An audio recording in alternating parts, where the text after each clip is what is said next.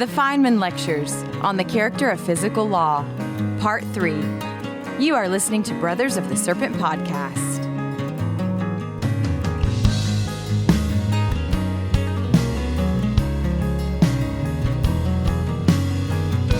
And welcome back, ladies and gentlemen, boys and girls, angels and demons, monsters and serpents. This is Brothers of the Serpent podcast, and we are coming to you not live from the 10 by 10 by 10 tangent cube of science, where we are nestled amongst the dusty bones of an ancient seabed high atop the Edwards Plateau, and I think we're changing our schedule again. It shouldn't. The publishing schedule stay the same. The publishing schedule will stay the same. The show will be published on Thursdays. But the recording schedule is changing, which doesn't really matter to you guys, so I guess it doesn't matter. It matters to us, though. Well, that all of the breaking news is going to be like 4 days older. Yeah, 4 days old by the time. Right.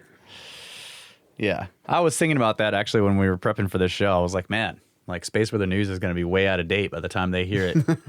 But I guess it doesn't matter. The sun's doing what the sun's doing. Yeah. And you guys can always go to spaceweather.com to check it, you know. So recording on Sunday. Yeah, recording on Sunday. We're continuing with the character of physical law. I think we're going to finish up with conservation and then get into symmetry. Some good stuff in there.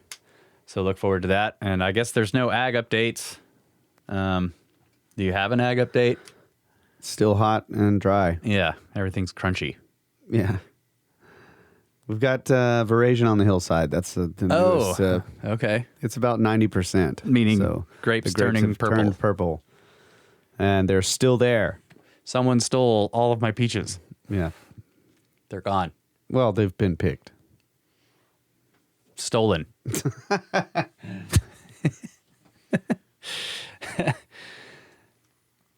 Well, I have some emails, some of which gives us some ag. I was just thinking, like, one of them gives us some ag advice. Oh, okay, cool. Let's hear it. Are they from Texas? No, I mean it's tongue in cheek. I think. Oh, you know? okay. How dare they? Yeah. This is a serious podcast. I guess I'll do it. This is from Patrick. Dear Russ and Kyle, number one, Russ, regarding your bird problem, you should get a hunting falcon and become a falconer. Yes. Then we can get regular bird updates on the podcast, which would be a total hoot. Also, we could get cute photos of the hawks with tiny snake embroidered eye covering plumed leather helmet. I vote for a red hawk screech on the soundboard for the segment cue. 2, Russ, as a native speaker, I got to say your French accent is pretty good. You're one of them college-educated folks, ain't you? I feel like I'm being trolled there. And then Kyle says 3, Kyle, I just bought the album ×3 for my brothers and I. There is a consensus that it, quote, totally rocks, unquote. Just joined the Patreon because I am impatient and I want to hear the instrumental versions right now. And I don't know who this is. I don't want to wait with the peasants for them to be released for free. Joke, I love you poor snakes out there. Have a great summer. All the best from Patrick. I think I know who you are. Schlepidus from the Discord, I think. Yeah. And yeah, thank you so much. I think he donated $50. Ooh, nice. To the band's PayPal, and then he joined the Patreon. Oh, cool. And the note in the PayPal, I'm not signed into it, but basically he bought, because I told the story about how I bought Uncle John's album. He was like, here's your uncle's album and 3 more or whatever. Nice. So thanks, buddy. Nice. That's awesome, man. I really appreciate it. And then he said, this is the other ag advice he gives us, aside from the hawk. I love the hawk advice. Yes, we've talked about falconing. I would love to get a falconer, but they're very expensive. And then it takes 2 years, and you have to be trained. I looked into getting a falcon license or whatever. It's like, you have to be licensed. But anyway, he says, addenda on point 1. Okay, last idea. If the animals out there are hungry, just get them Costco hot dogs. Lay them out there, and that should do the trick. They're dirt cheap, and it's what I do when I'm in a pinch. Also, you can get some free sodas with those bad boys for the bees. Because you were saying the animals are all starving. Yeah. So they're coming after our fruit. So he's like, get some Costco hot dogs, bro. They come with free idea. soda. Feed the bees, feed the animals, save the peaches. That plus a falcon. That's brilliant. Will solve all of our problems. So thanks, Patrick. I love it. I think we should get giant vampire bats too. Yeah. We can eat all the bugs. For the falcon idea, we got those hawk kites. Yeah, we did get the hawk kites. Yeah. And I've asked other vineyard owners about them, and they think that they work pretty well. Yeah. But I asked our vineyard guy, consultant, Raul. Oh. No, I was just like, so have you noticed the falcons kites working? And he's just like, no. He says they don't work. Right. No. So the birds that we have don't care. They don't care, I guess. Or maybe they're so hungry right now that they don't care. Yeah. All right. Well, that's great. Yeah. Thanks, Patrick. Let's do Space Weather News. From spaceweather.com, updated CME forecast, a partial halo CME that left the sun on July 8th might not hit Earth after all. A new analysis by NOAA suggests a near miss on July 11th instead of the hoped-for glancing blow. And I was reading this, I'm like, wait a minute. We were hoping for a glancing blow. Yeah, they wanted it to hit us. Oh. For auroras. Yeah, I guess it's so mild that it's not going to do real damage. Near misses can still spark geomagnetic activity, but this updated forecast lowers the odds of a full-fledged geomagnetic storm. Also, this is interesting, the Starfish Prime geomagnetic storm. 60 years ago, one of the biggest geomagnetic storms of the space age struck Earth, and it didn't come from the sun. We made it ourselves, recalls Clive Dyer of the University of Surrey Space Centre in Guildford, UK. It was the first anthropogenic space weather event. On July 9th, 1962, the U.S. military detonated a thermonuclear warhead 250 miles above the Pacific Ocean, a test called Starfish Prime. What happened next surprised everyone. Witnesses from Hawaii to New Zealand reported auroras overhead, magnificent midnight rainbow stripes that tropical sky watchers had never seen before. Oh, wow. Radios fell silent and then suddenly became noisy as streetlights went dark in Honolulu. Essentially, Starfish Prime created an artificial solar storm complete with auroras, geomagnetic activity, and blackouts. Much of the chaos that night was caused by the EMP, or electromagnetic pulse, a ferocious burst of radiation that ionized the upper atmosphere. Ionized air over the Pacific pinned down Earth's magnetic field, then let it go again when the ionization subsided. The rebound created a man-made geomagnetic storm for hundreds of miles around the blast zone. Wow, that's crazy. The explosion led to the early demise of all the spacecraft in orbit at the time, says Dyer. These included Ariel 1, the UK's first spacecraft, and Telstar 1, a US communications satellite, which had the bad luck to be launched the very next day. Normally, geomagnetic storms bring down satellites via orbital decay. The upper atmosphere heats up and expands to the point where it can pull satellites down towards Earth. And to the point where it cools. Yeah, that's right. It heats up, expands, and that cools it down. That's right. Wow, amazing. Yeah. Starfish Prime, though, was different. The explosion filled Earth's magnetosphere with energetic electrons, adding them to our planet's natural radiation belts. These artificial electrons hit satellites hard, degrading their electronics and solar arrays. Ariel 1 became almost unusable after only 4 days due to power degradation and tape recorder failure. The Telstar satellite lasted until November 1962 when its command decoder failed. It still managed to provide the first transatlantic TV feed and synchronize UK and US time to 1 microsecond. The flux of energetic electrons trapped in Earth's magnetosphere remained high for years, hammering satellites deep into the 1960s. Dyer, who is widely known for his studies of extreme space weather, was still in school when the explosion occurred. It set the stage for his entire career. Starfish Prime, he says, was a defining event. Oh, that's a great story, man. Yeah, that's really cool. So current conditions, and I see that my correlation here is no longer working. Solar wind speed is a low 336.7 kilometers per second, and the proton density is also low, 4.34 protons per cubic centimeter. So is that during a storm? Like during a... Well, the CME left the sun on the 8th, so that... Yeah, it's out in there. Yeah. Right? But it's a concentrated thing. Okay. And then I was noticing something else when I was looking at this today. Okay, sunspot number's 89. the neutron count today is 5.8% above the space-age average. Now, I've mentioned many times the max that they've ever measured was 11.7% above the space-age average, but the minimum was minus 32.1%. And then I was looking at the graph below here, the complete OLU neutron count data, and I'm noticing that right around in 2016, it went below zero. So maybe I just don't understand what is being measured here. How do you measure less than zero neutrons? That's a good question. How can you have less than no neutrons? So I might need to look into this further. Yeah. Yeah, I was actually, I would like a recap on all of the data there, because a while back we did this big thing where we went through and talked about each different reading that you're doing on there, right? Remember? Yep. You started adding some. Some people suggested we add them and all this. And since I've now basically forgotten the significance of these, like the KP index and all this stuff. Yeah. So it'd be cool to just kind of do a recap on all that stuff. Yeah. Well, speaking of the KP, it is 2 right now. Quiet 24-hour max was 3. And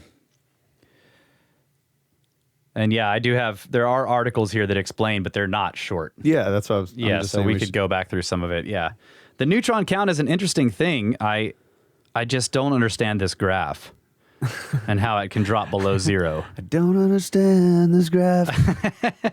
That's right.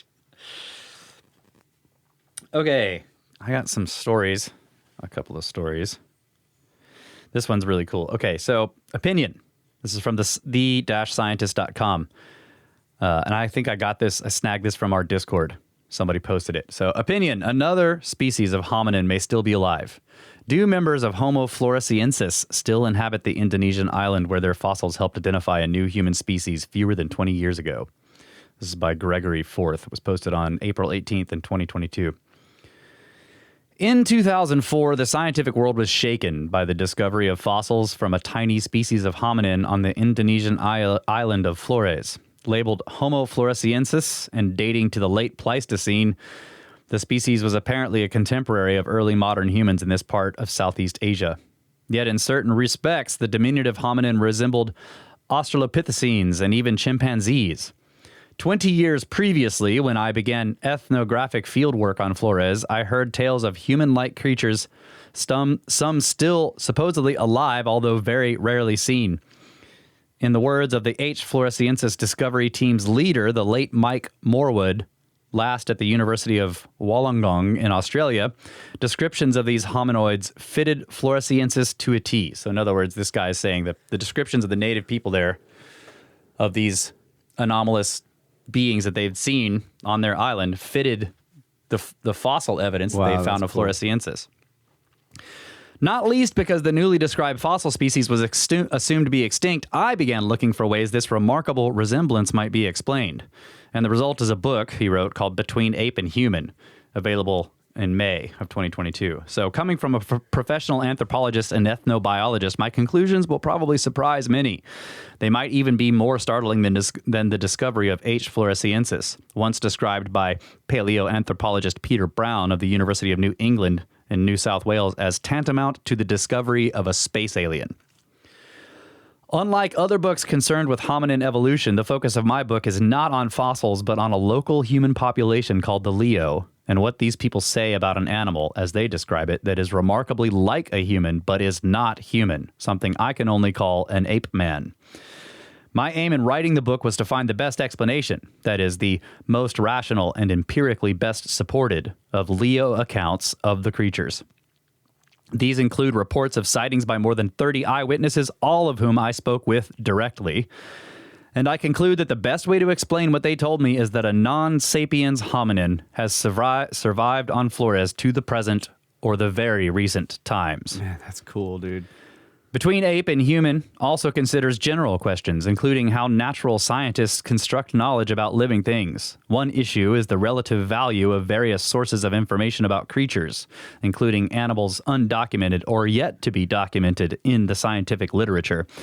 and especially information provided by traditionally non-literate and technologically simple communities such as the Leo, a people who 40 or 50 years ago anthropologists would have called primitive. To be sure, the Leo don't have anything akin to modern evolutionary theory, with speciation driven by mutation and natural selection. But if evolutionism is fundamentally concerned with how different species arose and how differences are maintained, then Leo people and other Flores Islanders have for a long time been asking these same questions.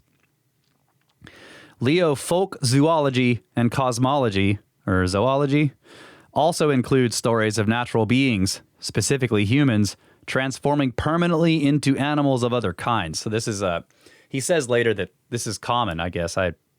Maybe this is true, but they say like men come first, then they can degrade. Oh, okay.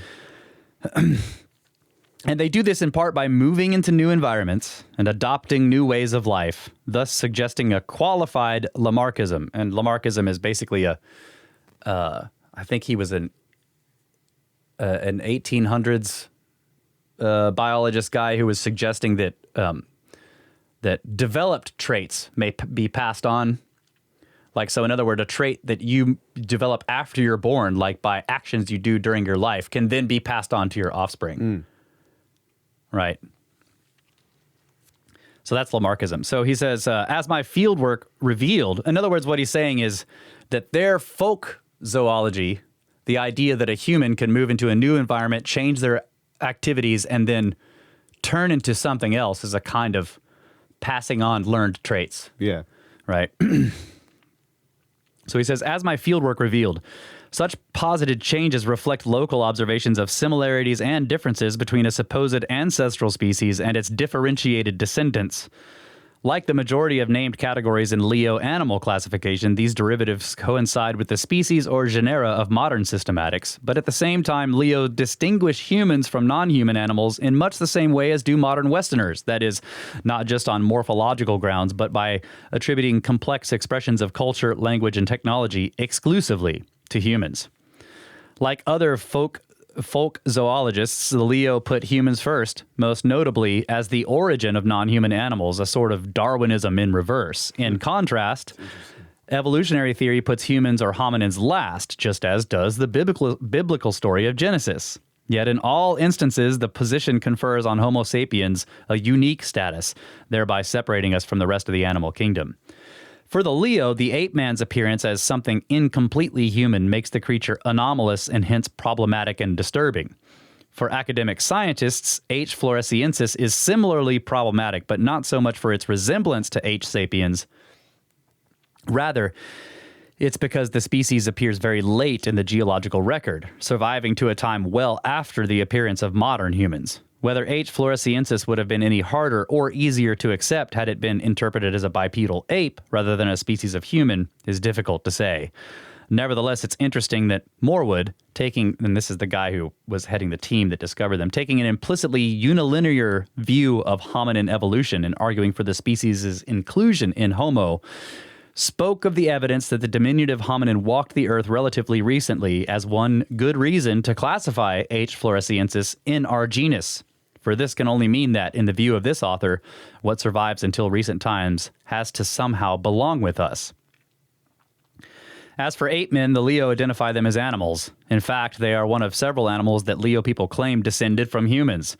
But this classification has nothing to do with geological dating or any paleoanthropological evidence. Instead, the Leo people, who distinguish natural from supernatural or spiritual beings in essentially the same way religious Westerners do, they interpret ape men as non-human animals with reference to observable features that clearly separate them from invisible spirits, from other, more familiar animals, and, of course, from people. Some features of the ape men might suggest a scientifically undiscovered species or population of modern apes, but Leo's statements mostly count against this hypothesis, as does all we know about the biogeography of eastern Indonesia. So our initial instinct, I suspect, is to regard the extant ape men of Flores as completely imaginary, but taking seriously what Leo people say, I've found no good reason to think so. What they say about the creatures supplemented by other sorts of evidence, is fully consistent with a surviving hominin species, or one that only went extinct within the last 100 years. Paleontologists and other life scientists would do well to incorporate such indigenous knowledge into continuing investigations of hominin evolution in Indonesia and elsewhere. Yeah. Man, that's really cool. Yeah. Yeah, if it went extinct, it was very recent. I mean, right, the for them to last still 100 have years, stories. It's Yeah. in the latter part of the last 100 years, because if people have stories of seeing them. Yeah. Wow. That's really cool. And I have one other one. Okay. This one's short. This is from futurism.com. This started out really cool, and then I was just like, ugh. Okay, so scientists are building a black box to record the end of civilization. The apocalypse cam. So if or when human civilization collapses, what will remain? Maybe parts of some cities, or the Statue of Liberty, a la Planet of the Apes. Overall, though, there might not be a lot of evidence left behind about what humanity accomplished or what resulted in its downfall. One team of researchers wants to change that. Their solution? A massive, indestructible box that'll record scientific data to give future civilizations insight on exactly how humanity fell. The project, dubbed Earth's Black Box, will be an immense steel monolith installed in a remote location in Tasmania. It is akin to the black boxes that are designed to survive airplane crashes and provide investigators valuable data on what led to the disaster, except this is on a planetary scale. The project is a collaboration between the researchers at the University of Tasmania and a marketing agency and the creative agency, the Glue Society.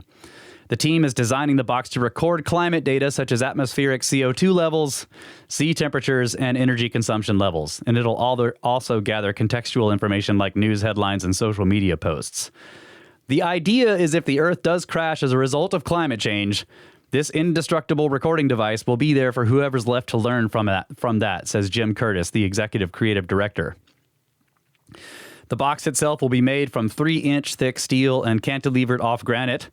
Inside will be a system of internet-connected storage drives powered by solar panels on the box's roof. It's built to outlive us all, says Jonathan Kneebone, co-founder of the Glue Society. If the worst does happen, just because the power grids go down, this thing will still be there. The biggest issue for the team now is how to help future civilizations access the information it contains. After all, they'll just find a mysterious monolith out in the middle of nowhere, and we know how that worked out for us already.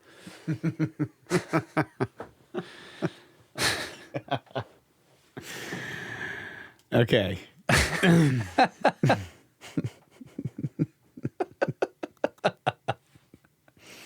I'm sure everyone can draw their own conclusions. Yeah, we don't need to talk about that.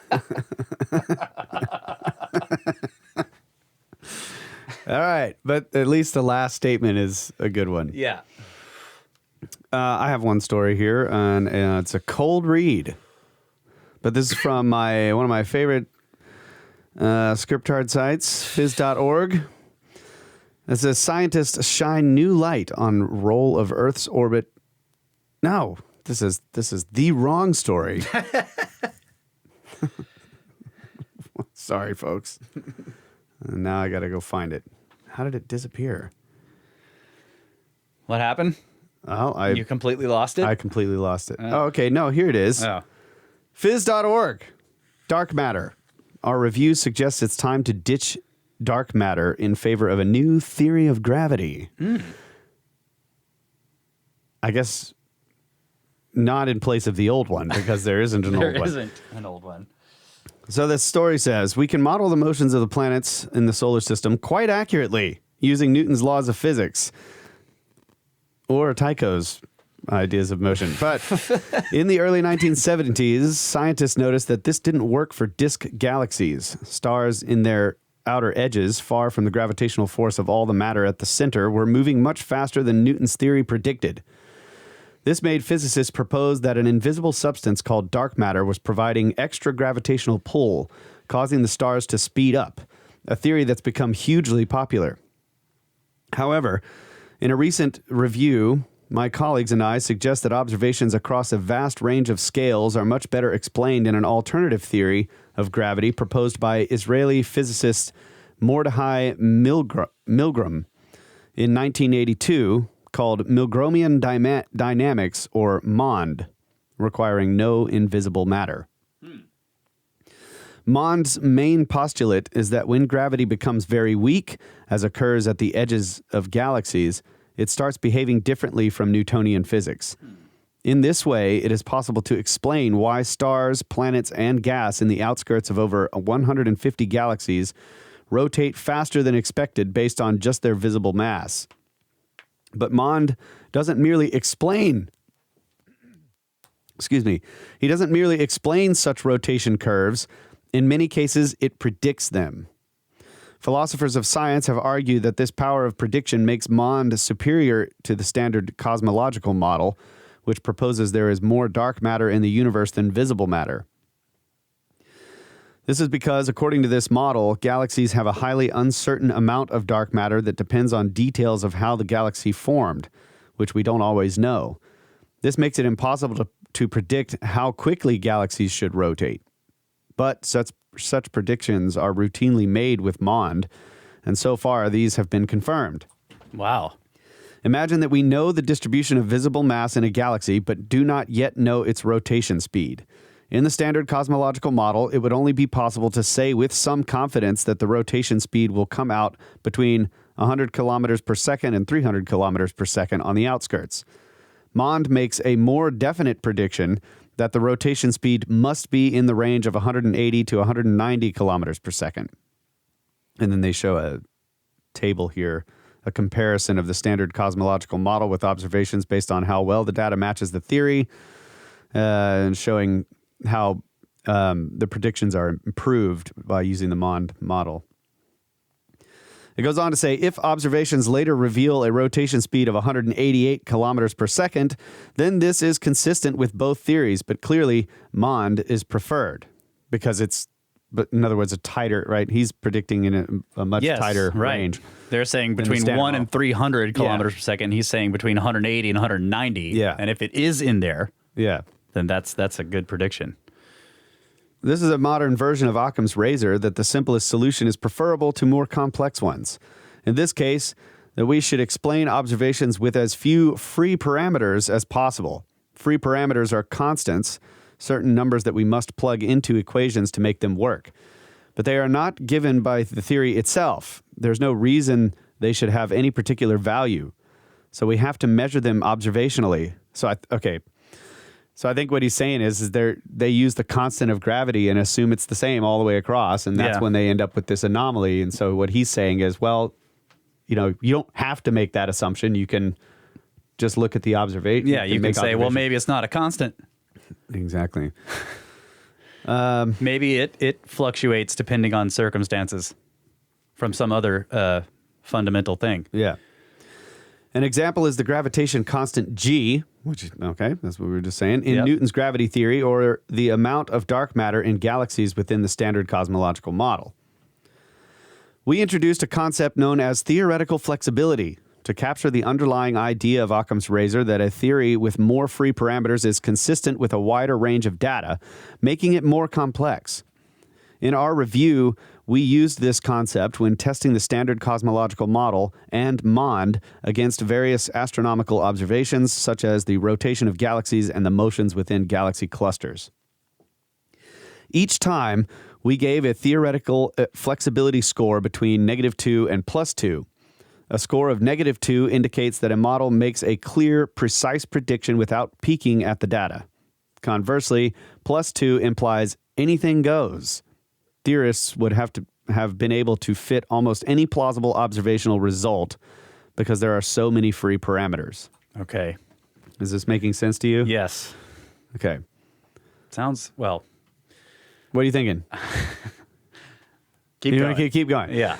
We also rated how well each model matches the observations, with +2 indicating excellent agreement and -2 reserved for observations that clearly show the theory is wrong.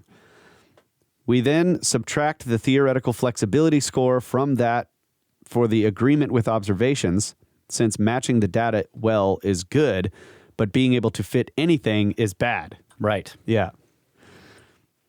A good theory would make clear predictions, which are later confirmed, ideally getting a combined score of +4 in many different tests. So they have two different things that they're scoring with the plus 2 to minus 2 thing. So he's saying. So this is all basically saying like the MOND scores well in this, whereas the standard model does not. That's right. Okay. So a good theory would get a combined score of +4 in many different tests. A bad theory would get a score between 0 and -4. Precise predictions would fail in this case. These are unlikely to work with the wrong physics.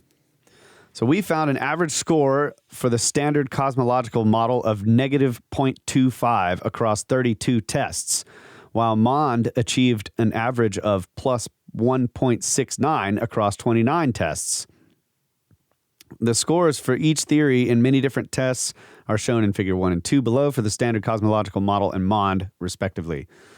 It is immediately apparent that no major problems were identified for MOND, which at least plausibly agrees with all the data. And then he goes on to describe some stuff in the figures. So the next part, they go in to describe the problems with dark matter. It says one of the most striking failures of the standard cosmological model relates to galaxy bars, or rod-shaped bright regions made of stars that spiral galaxies often have in their central regions. Yeah. The bars rotate over time. If galaxies were embedded in massive halos of dark matter, their bars would slow down. However, most, if not all, observed galaxy bars are fast. This falsifies the standard cosmological model with very high confidence. Mm. Another problem is that the original models that suggested galaxies have dark matter halos made a big mistake. They assumed that the dark matter particles provided gravity to the matter around it, but were not affected by the gravitational pull of the normal matter. This simplified the calculations, but it doesn't reflect reality. Yeah. When this was taken into account in subsequent simulations, it was clear that dark matter halos around galaxies do not reliably explain their properties. There are many other failures of the standard cosmological model that we investigated in our review, with MOND often able to naturally explain the observations. The reason the standard cosmological model is nevertheless so popular could be down to computational mistakes or limited knowledge about its failures, some of which were discovered quite recently. It could also be due to people's reluctance to tweak a gravity theory that doesn't exist and it has been so successful in many other areas of physics. The huge lead of MOND over the standard cosmological model in our study led us to conclude that MOND is strongly favored by the available observations. While we do not claim that MOND is perfect, we still think it gets the big picture correct. Galaxies really do lack dark matter. I like that. So yep. This is by Indranil Banik. I guess it's from The Conversation. A publication called The Conversation. So I guess And that was on phys.org? That's on phys.org, wow. bro. Hey, not bad. Cool. Yeah. I like that. I like that he's saying, well, if we can drop the assumption that G is a constant, like an unchanging numerical value, and and then that all that leaves you with is like, if there's some way to systematically describe G in a certain way that then describes and predicts our observations, then that, like Feynman was saying, that would lead you, mathematically speaking, to some kind of fundamental description of why that's changing. Yeah, which could lead to an actual theory of gravity. Yeah. Now, what would this like, in do? other words, a system of a huge number of small calculations that the universe is doing to describe gravity. Yeah. Yeah, and when the presence of more matter is there, things change. Yeah. Right? When it gets thin and Yeah. isolated. So, man, what would that do to the whole, to like the entire cosmological picture if gravity is like changes when it gets weak in the outskirts of, large systems. That makes me wonder about, like what happens expansion of space, all this kind of stuff, and the red shift. Yeah, the dark energy is just like it's G going into the negative value. Oh my God. And now it's suddenly pushing everything away.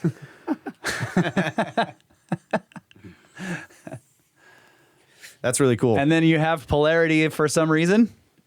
Yeah, that's what I was thinking. Yeah, so if G goes negative, then that's a polarized. But what's weird is that when it gets weak, these objects move faster. So what's governing their motion? It's like they're not providing a theory. They're just looking at observations and saying, well, let's consider the possibility that this is not constant. Yeah. Yep. I like that. Me too. Okay. All right. Well, I have some short emails, and I know we're going long here. Yeah, no problem. And actually, one just came in, which I don't have time to read. Let's see. What was I doing here? Okay. Actually, these are both about the music. No, okay. These are both from David March, the crazed animator and fiddler. Ah. Yeah. What's up, man? To Kyle of Snake Bros. Just want to compliment you on the bumper music segments. I enjoy your trumpet line in the techno piece. Some of these bumpers give me chills. Oh, wow. I especially respond to one piece that features deliberate arpeggiated chord runs by the guitar ending on a held sustained deep note. You manage to assemble musical sequences that have rich textures and eloquent figures, all wonderfully balanced. And while you often set up a fairly uncomplicated repeating chord sequence, they are invariably subtle and beguiling. You manage to extract some exquisitely compelling emotion from the figures and harmonies. What really aggravates me, though, is just how clear and pure your performances are. I've never been able to get anything but rude noises out of a horn. And playing guitar, I seem to get more finger squeaks and scrapes than actual musical tones in my own recordings, even from unwrapped E strings. So, of course, you listen to your own work and magnify the things that were not as you intended. But just keep in mind that those notes or phrases you might remember as unsuccessful, your audience is hearing without expectations and can enjoy them for what they are, not as failures to accomplish what you might have been thinking.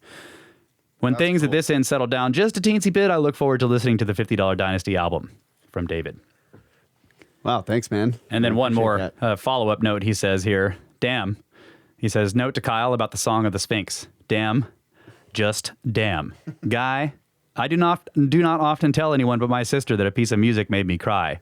Just listened again to your song that Russ asked you to play at the end of episode number 105. I am humbled and filled to overflowing. From David. Oh, man. Awesome. I think I saw the comment on the website about that. Oh, yeah? That was him. Yeah, he has been commenting on the website. And I tried to comment back, but now Google won't let me sign in. Oh. As Dr. Professor Inspector Johnson. It won't let you sign in, really? Yeah. Oh, no. I really appreciate that, man. I can't wait for you to listen to the album. Yeah. We'll let you know that Sphinx is at the end of that album. That's right. All right, let's take a break. All right.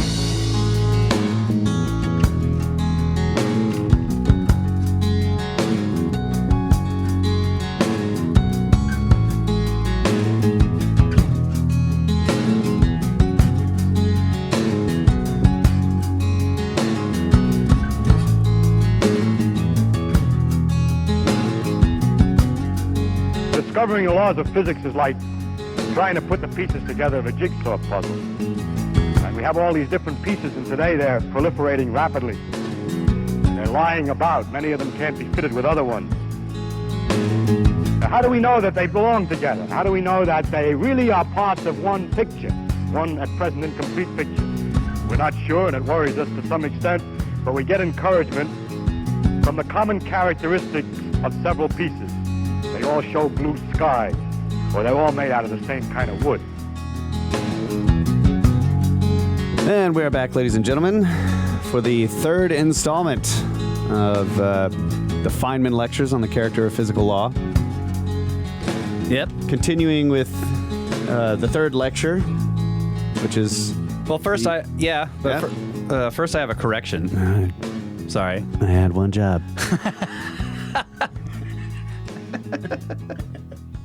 I know I'm interrupting your. No, go. You're interrupting your intro there. But I have a correction I want to make. Last time we were talking about baryons, and I wanted to make. I didn't say this clearly. Baryons are subatomic particles that are equal to or greater than in size to a proton. I said that wrong in the last show. It was confusing. So subatomic particles that are greater than or equal to protons in size. Quantum people have been known to disappear forever when picking baryons. Yeah, I basically said they're equal to or the same as a proton, which is not right. But yeah, we're continuing on the great conservation principles. We ended last episode with the discovery of quasars, and that quasars are... I meant to look into that. I was going to do an update on quasars, but I forgot. Yeah, so quasars, and he was basically saying this might seem at first glance to imply that the conservation of energy is incorrect, but he says that most likely we don't have enough data. So continuing from there, he says, another interesting example of the use of the law of conservation of energy is in the reaction when a neutron disintegrates into a proton, an electron, and an anti-neutrino. It was at first thought that a neutron turned into a proton plus an electron, but the energy of all the particles could be measured, and a proton and an electron together did not add up to a neutron. So two possibilities existed. It might have been that the law of energy conservation was not right, and in fact it was proposed by Niels Bohr, for a while, that perhaps the conservation law worked only statistically, on averages. But it turns out now that the other possibility is the correct one, that the fact that the energy does not check out is because there is something else coming out, something which we now call an anti-neutrino. The anti-neutrino which comes out takes up the energy. You might say that the only reason for the anti-neutrino is to make the conservation of energy right. But it makes a lot of other things right, like the conservation of momentum and other conservation laws, and very recently it has been directly demonstrated that such neutrinos do indeed exist. So I would like to know what an anti-neutrino is. It's neutral, and it has almost no mass, so what is exactly anti about it? I didn't look in. I meant to look that up, and I forgot. Well, they have neutrinos, right? Yeah. So if it's anti, it probably has like a neutrino. Spin neutrino basically is a neutral particle with no mass. So how do you have the opposite of that? Maybe it has. I was just thinking it might have something to do with different spin. Yeah, it could be spin.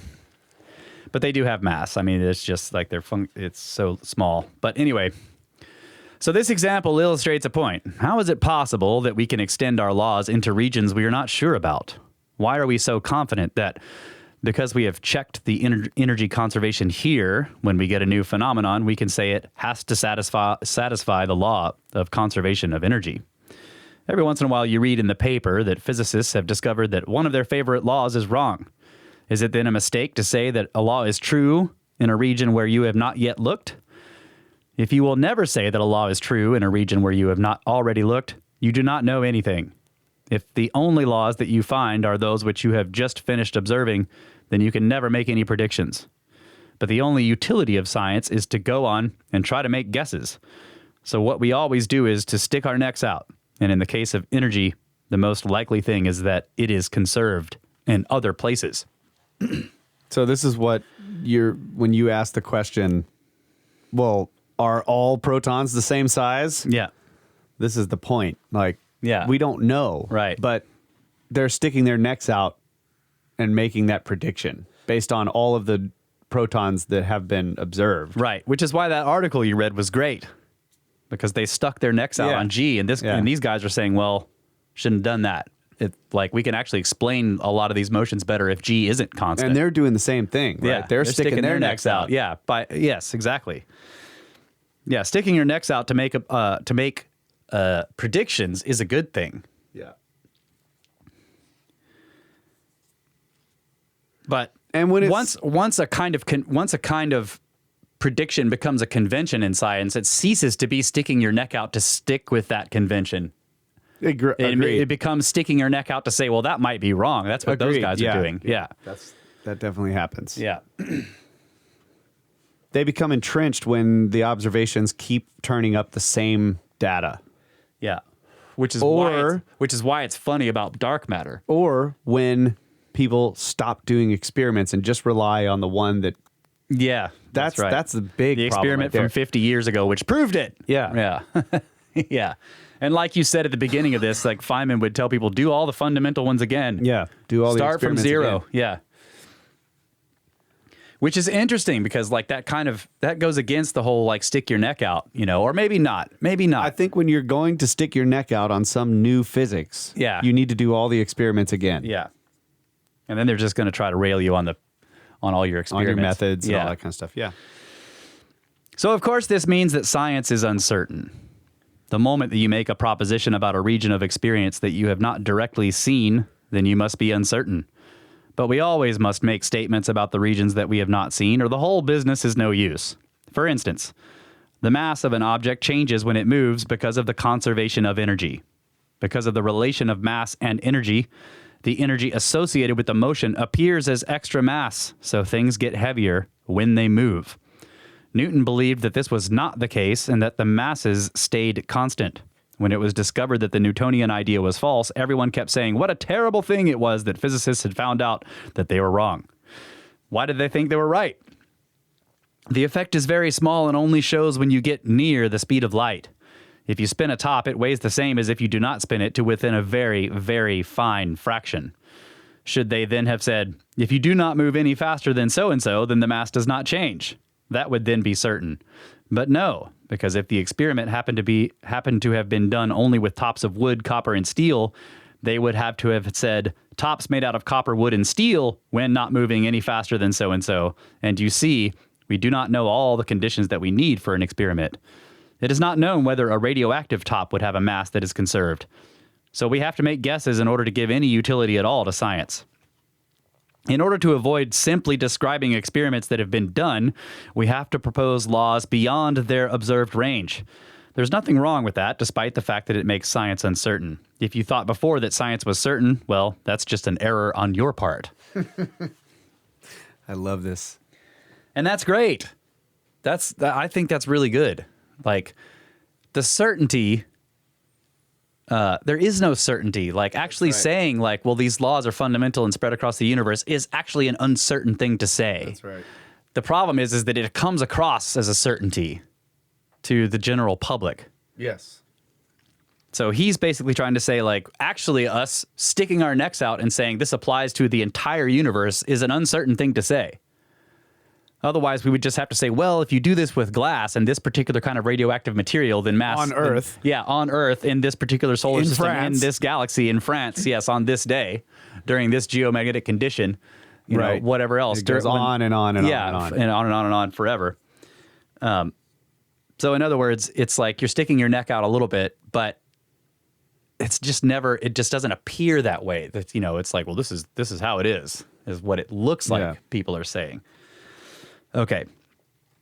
To return then to our list of conservation laws, we can add energy. It is conserved perfectly as far as we know. It does not come in units. Yeah, so let's go back to this table he was drawing. I was describing it before.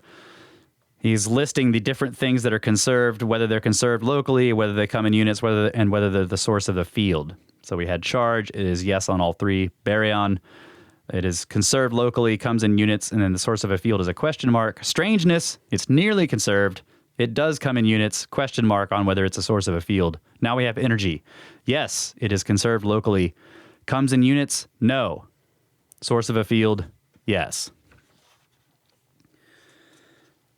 So he says, the answer is yes on whether the energy is the source of a field. Einstein understood gravitation as being generated by energy.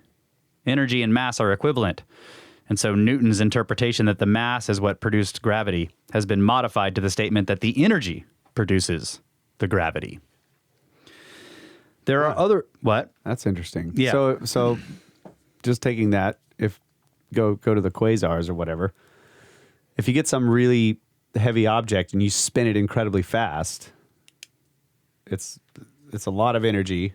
Yeah. And so it creates like a shit ton of gravity. Right. The faster you spin it, the more gravity it's going to have. Yes, I've heard people talk about that. Like, is spin related to gravity? Well, it's a form of energy. Yeah, it is. I just don't. I'm not care sure how you measure it. Yeah, I'm not sure if that's what he's saying or not. But he says energy is conserved perfectly. It doesn't come in units. Is it the source of a field? Yes. Which would be gravity. That's the field. Yeah. What energetic field is he talking about? Well, he just said that it's gravity. Is the No, he field. says he understands gravitation as being generated by energy. And then he says energy and mass are equivalent. So Newton's interpretation that the mass is what produces gravity has been modified to the statement that the energy produces the gravity. So the energy of any given object. And that would be all of that stuff combined. Its mass, its spin, its motion. Yeah. Right. Interesting. Yeah. Does spin add mass? I don't know. It adds gravity. Well, yeah, it would, right? I mean, according to this, I'm just basing it off. Yeah, I because don't know. because the thing on the outside is moving fast, right? So if it's That's what he says here. That's the example with the top. yeah, it does increase a little bit. Yeah. If you spin a top, it weighs the same as if you do not spin it to within a very, very fine fraction. In other words, what he's saying is yeah, you could, and so some of these black holes that they think are at the center of galaxies, for example, are spinning almost relativistically.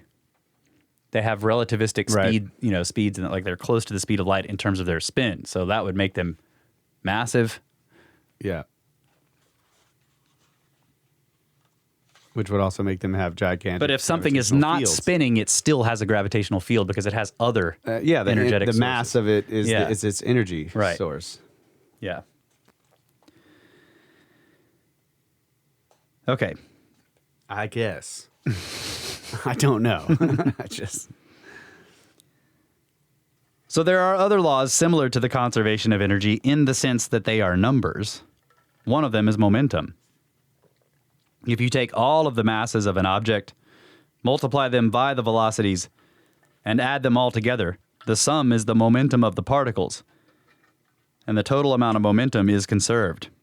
Energy and momentum are now understood to be very closely related, so I have put them in the same column of our table. So again, angular momentum, locally conserved, yes, comes in units, and he says yes. This is really weird.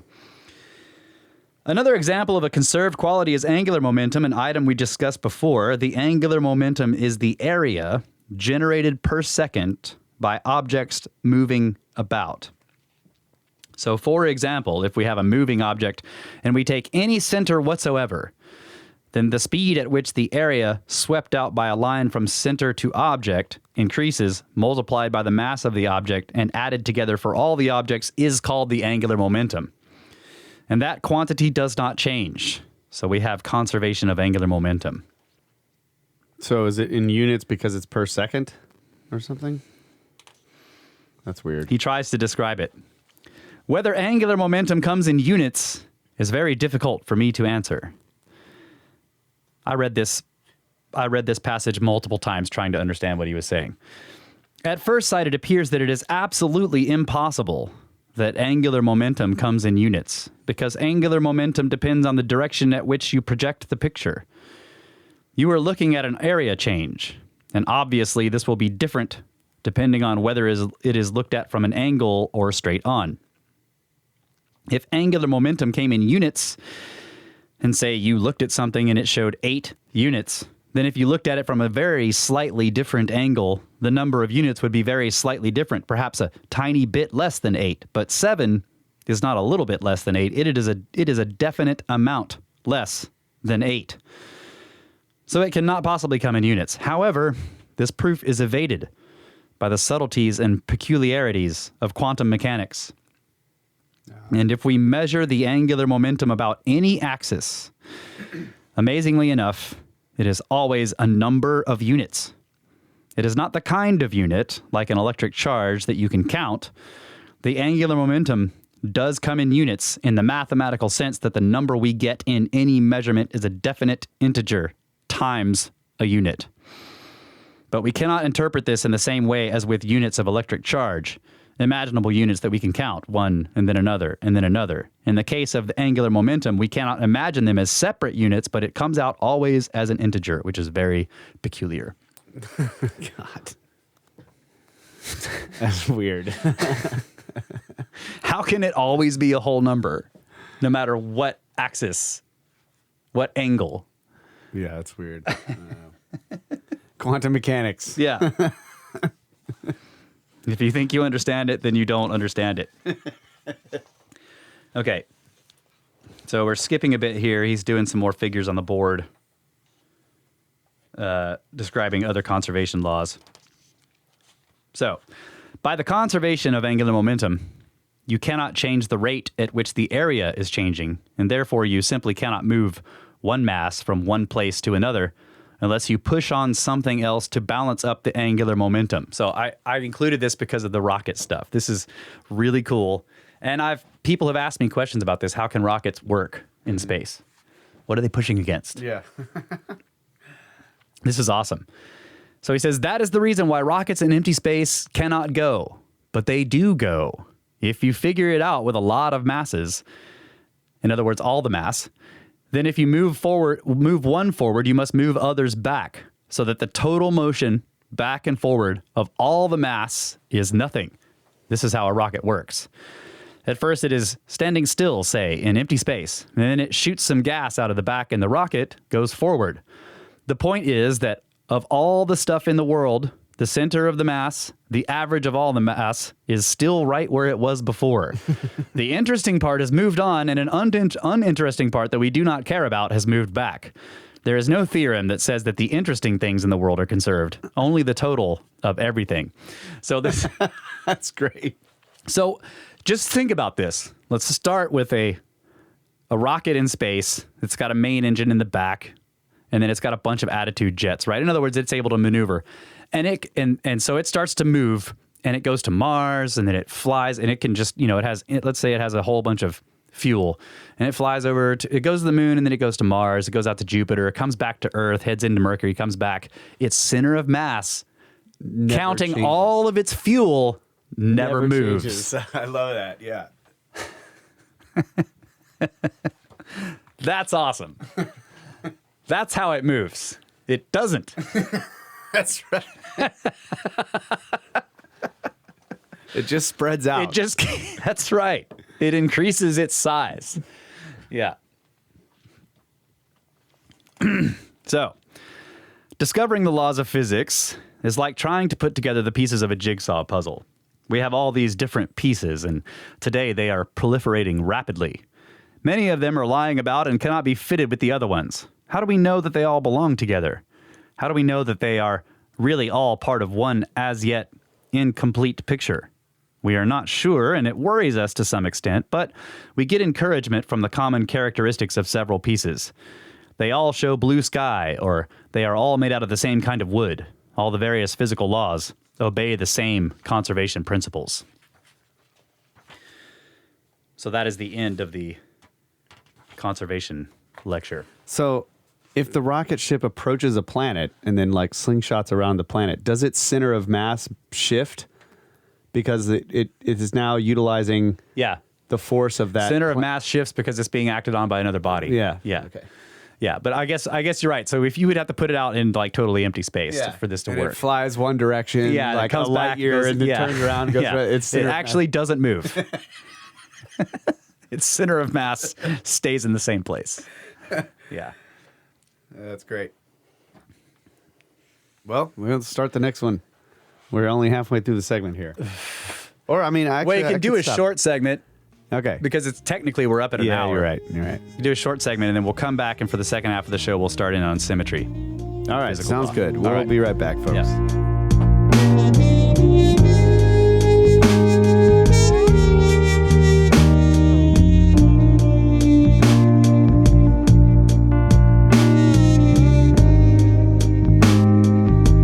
What we call thermal energy is to a large extent merely the kinetic energy of motion of the particles inside an object.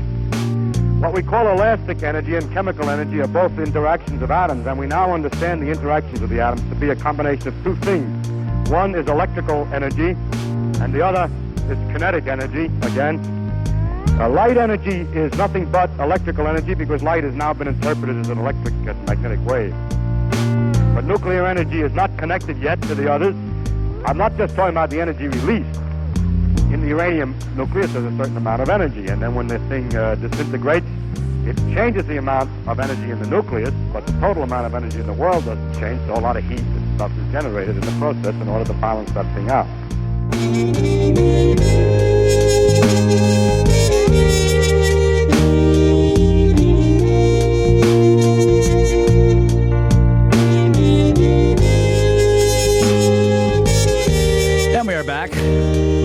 Brothers of the Serpent podcast. 30 to 33% brain expansion guaranteed on this show, if you keep listening. Breaking news here, I mentioned earlier that an email was coming in right when I was doing the email part of the show, and I got to read this during the break, which is one of the reasons why the breaks are good. I can review material that's happening at the moment, and I really want to read this on the show, so I'm going to include it here. This is called A Bright Light on the Dark Side of the Moon from SJ. Dear Russ and Kyle, SJ here. This is the guy. He says the guy Google's spam filters kept out of the meetup. I can sense a conspiracy. Yeah, so some backstory there. So after the meetup was over, the Snake Bros meetup that we had at the New Oasis, a couple of days later, I'm doing something, one of those things where you need to check your spam filter for some email that was sent to you just for a code or something. So I'm looking in the spam folder of the Brothers of the Serpent email thing, and I see an email headed like, I want to come to the meetup. And I was like, shit. So I immediately, replied and I said, dude, I'm so sorry. Like, somehow this got sent to the spam folder. Anyway, this is him. So he says, I hope this email finds you well. I've been happy to hear that you and the family have been enjoying some exciting trips, and I'm very excited to join you all at the Contact at the Cabin in September. So he's going to be at all right, Contact at the Cabin. Yeah. You better come the second week, bud. Yeah, he says the following is not a book. In the summer of 2020, I got a new 14-inch Dobsonian telescope. Whoa. This thing is over 6 feet tall and weighs more than 200 pounds, but when you finally manage to lug it outside, it freaking rips. Somewhere between my 10th and 20th time taking it out, which means it must have been a Tuesday in August, I tracked to the moon and noticed something interesting. The moon was about half full. I'm not good at moon phases. And on the dark side of the moon, towards the lower half of the moon, slightly to the right side, I saw a bright white light. Through the scope, the light looked similar in size to a star of average brightness as observed with the naked eye, and it was not visible at all with the naked eye. Needless to say, I freaked out and stared at this thing for probably 20 to 30 minutes. I could not see out of my right eye for the rest of the night. The light was stable the whole time I watched it, just in shock and awe that I was seeing a bright light on the dark side of the moon. And after 20 to 30 minutes, it disappeared. After this experience, I came across NASA's Project Moonblink, which was an effort to created to explore civilian reports of lights seen on the moon through telescopes. And I didn't file a report because, well, And I also read Ingo Swann's Penetration. Anyway, seeing something's on the moon, and I've seen it. So I thank you for all that you guys do. I'm a longtime listener, and I've yet to find a podcast that competes with yours. Rogan has nothing on the snakes. Oh, and man. P.S. Snakes! Warm and fuzzies. Yeah. That's you, really buddy. cool. He saw some TLP, buddy. You got a light on the dark side of the moon. Yeah. I'm jealous. I want to see this telescope. Yeah. Bring it to Contact at the Cabin.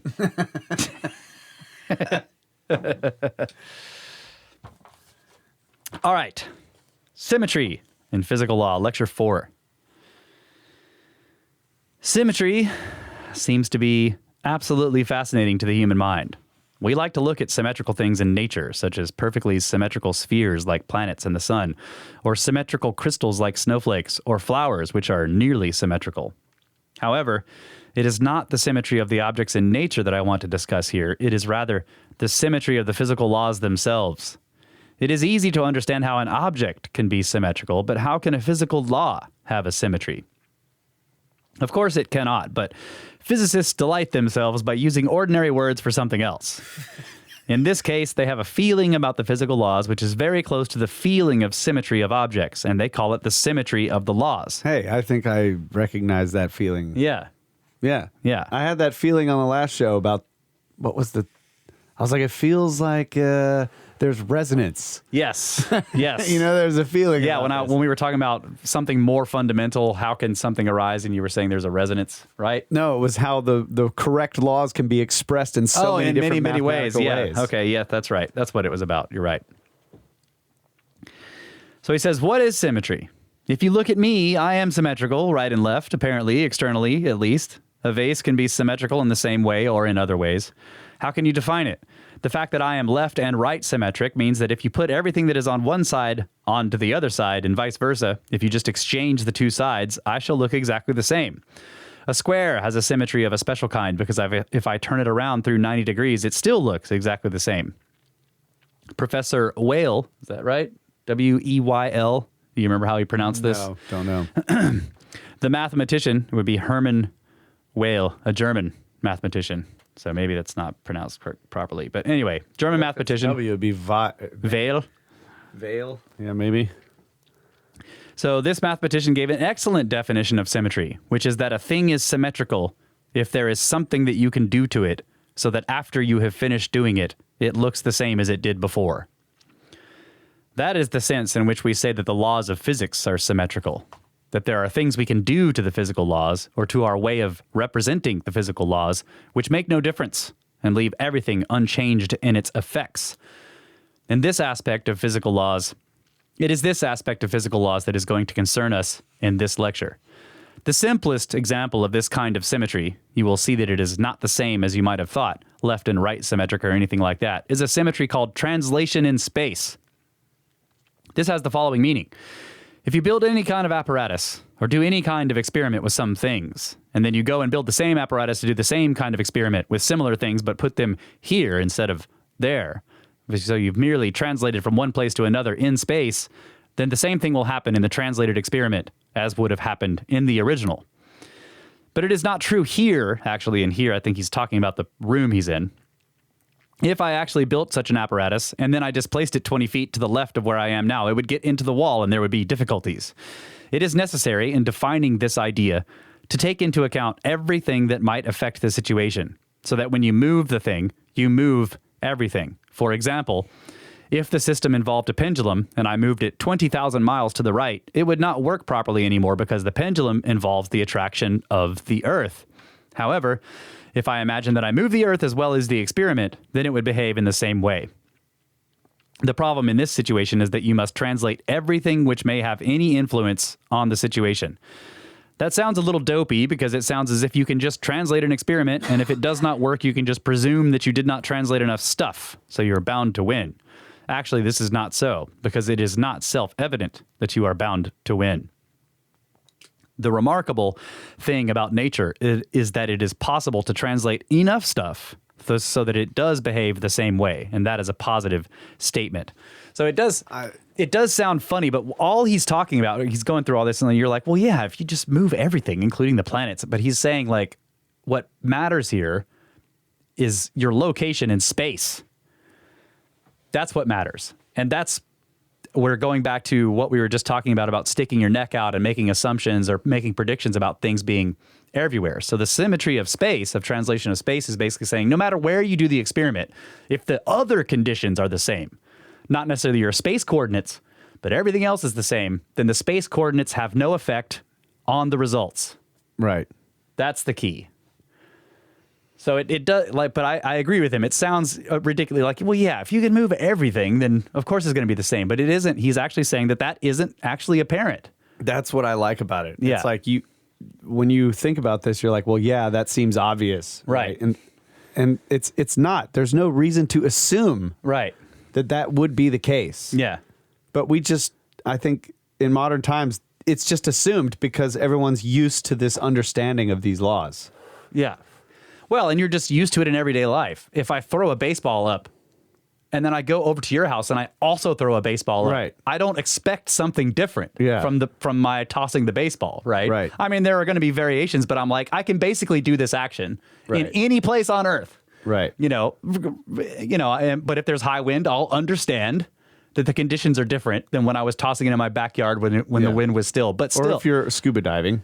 Yeah, right. Yes, if I'm scuba diving or if I'm in the magma, whatever, if I'm standing in a volcano. But the point is that in general, I don't expect to have trouble throwing a football to you in your yard versus mine. Yeah.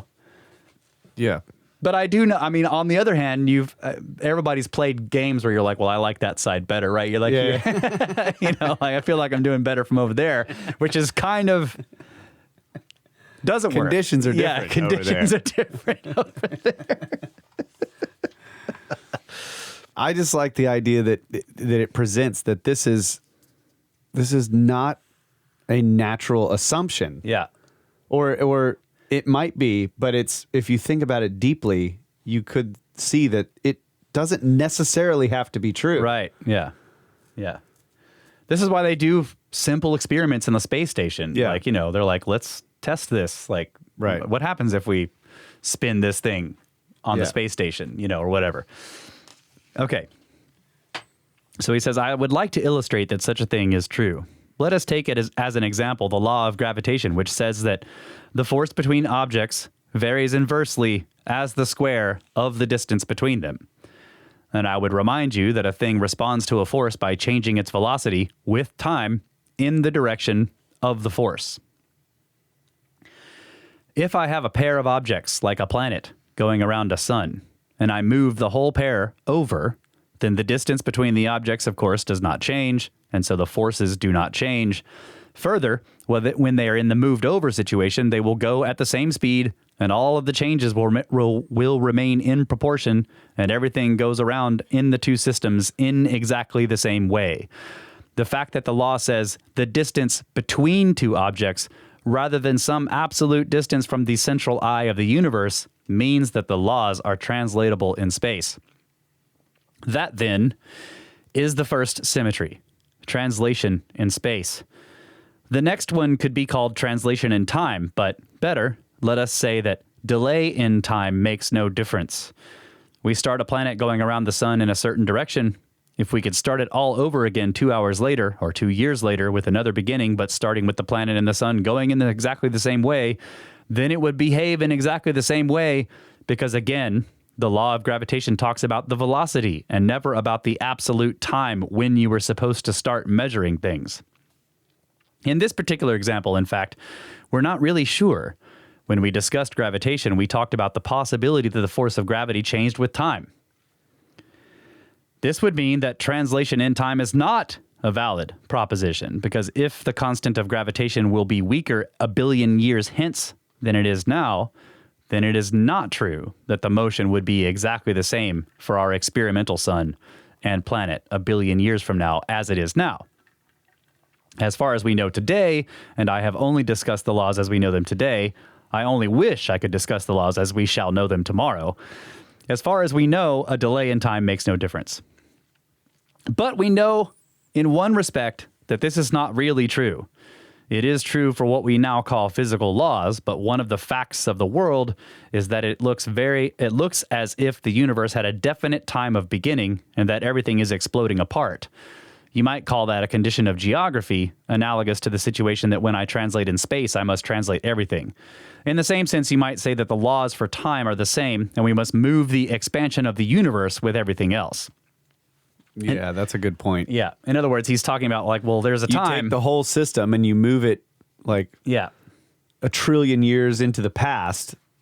Yeah. But it's still however many billions of years after the Big Bang. At that point, it doesn't make any difference. Right. The fact of the matter is that the conditions of the world appear to be changing in time, the galaxies separating from one another. So if you were to awake in some science fiction story at an unknown time, by measuring the average distances to the galaxies, you could tell when it was. That means that the world will not look the same if delayed in time. Now, it is conventional today to separate the physical laws, which tell how things will move if you start them in a given condition, from the statement of how the world actually began, because we know so little about that. It is usually considered that astronomical history or cosmological history is a little different from physical law. Yet, if put to a test of how to define the difference, I would be hard-pressed. The best characteristic of physical law is its universality, and if anything is universal, it is the expansion of all the nebula. I have therefore no way of defining the difference. However, if I restrict myself to disregard the origin of the universe and take only the physical laws that are known, then a delay in time makes no difference. So this is the, give us the one free miracle, and we can figure out all the rest. But yeah, this is great that he's pointing it out. Is the Big Bang, going back in time to the Big Bang, is that when, do these symmetry and conservation laws continue past it? But do they count before this Big Bang event and the expansion happened? or because that's what he's saying is like they what defines them is their universality. Yeah. So if you moved the point in time of the Big Bang forward, a million years, would the universe look the same this far into the process? That's kind of the way I look at it. Yeah.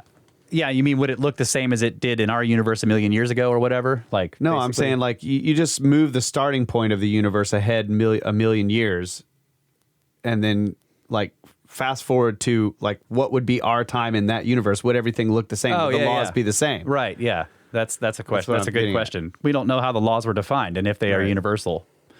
Like, did they continue? Were they in place before the Big Bang? I guess is kind of what he's saying. Because if they weren't,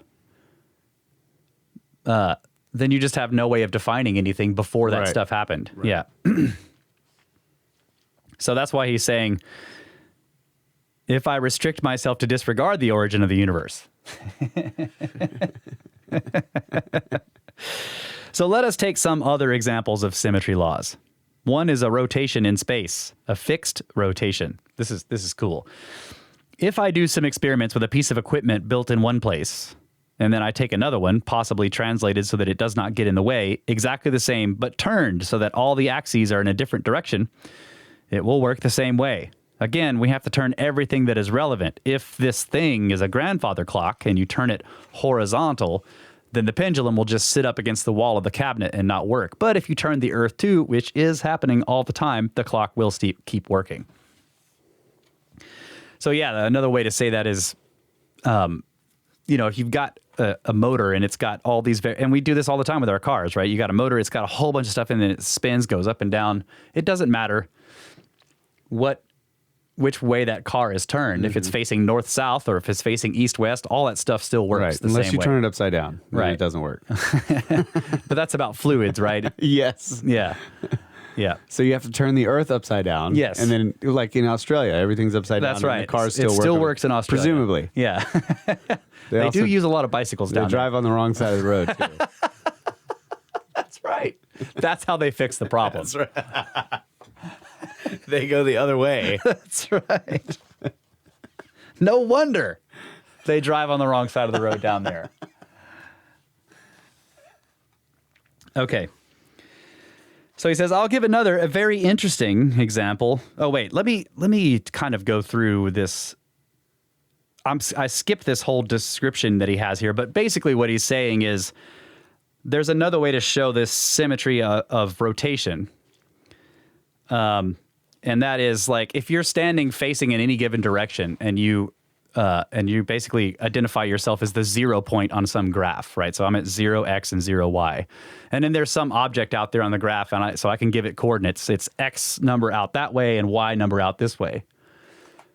And you're facing straight up, let's say facing straight up straight down the x-axis. Well, if I turn so that I'm kind of facing in some other directions, facing like, say, down between the two axes, I can still take those measurements to that same object that's out there and get an x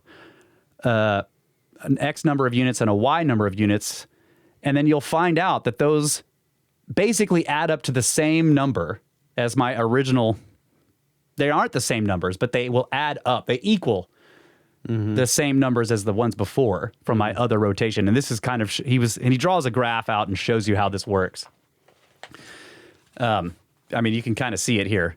Like it would change, if the object doesn't change, but all I do is change my rotation, and that moves the entire graph with me, I can make the same measurements. Different set of coordinates, but it'll basically be the same. That's right. They add up to the same thing. Yeah. Yeah.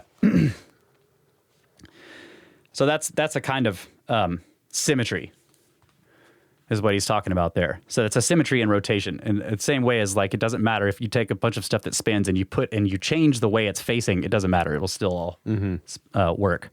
So he says, I'll give another very interesting example of a symmetry law. It is a question of uniform velocity in a straight line. It is believed that the laws of physics are unchanged under a uniform velocity in a straight line. This is called the Principle of Relativity. If we have a spaceship and we have a bit of equipment in it that is doing something, and we have another similar equipment down here on the ground, then if the spaceship is going along at a uniform speed, someone inside watching what is going on his apparatus, like inside the ship, can see nothing different from the effects that I, who am standing still on the ground, can see on mine. Of course, if he looks outside or if he bumps into an outside wall or something like that, that's another matter. But insofar as he is moving at a uniform velocity in a straight line, the laws of physics look the same to him as they do to me. And since that is the case, I cannot say who is moving. Right. So this made this clearer to me. This is interesting because, you know, I've heard like, oh, you can't really define which guy's moving and which. Yeah, what he's saying is internally, there is no experiment you can run if you're moving at any given velocity in a straight line, unaffected by anything else. There's no experiment you can run that will tell you that you're moving as opposed to not moving. Right. Or moving much more as opposed to moving slowly, or it doesn't change. Right. So it's an internal thing. That's why he said, like, looking out the window doesn't count. That's how you would, because you would just check yourself against background objects. Right. But still, even when you do that, you can't say that they're moving or you're moving. Right. But that's how you do it relativistically. Yeah. It's just cool that he's basically saying what this means is there's no experiment you can run to say like, here's how fast I'm going. Right. So he says, I must emphasize here before we go any further that in all of these transformations and all of these symmetries, we are not talking about moving a whole universe. In the case of time, I am saying nothing if I imagine that I move all the times in the whole universe. So that goes back to what you were just saying. Like, what if we move the entire Big Bang back and forward on a timeline? He's saying that he's not talking about that. Okay. So also, there would be no content in the statement that if I took everything in the whole universe and moved it over in space, it would behave the same way. So, like he's saying, we can't take the entire universe and shift it in time or in space. He's saying that that's not what we're talking about. The remarkable thing is that if I take a piece of apparatus and move it over, then if I make sure about a lot of conditions and include enough apparatus, I can get a piece of the world and move it relative to the average of all the rest of the stars.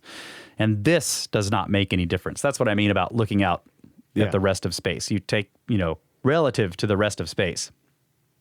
In the relativity case, it means that someone coasting at a uniform velocity in a straight line relative to the average of the rest of the nebula sees no effect. To put it another way, it is impossible to determine by any effects from the experiments inside a car or a spaceship without looking outside whether you are moving relative to all the stars.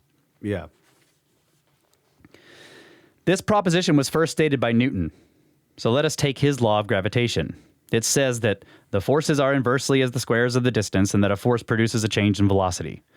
Now, suppose I have worked out what happens when a planet goes around a fixed sun. And now I want to work out what happens when a planet is going around a drifting sun. Then all of the velocities that I had in the first case are different in the second case, and I have to add on a constant velocity. But the law is stated in terms of changes in velocity. So that what happens is that the force on the planet with the fixed sun is the same as the force on the planet with the drifting sun. And therefore, the changes in velocity of the two planets will also be identical. So any extra velocity that I started with on the second planet just keeps on going, and all the changes are accumulated on top of that.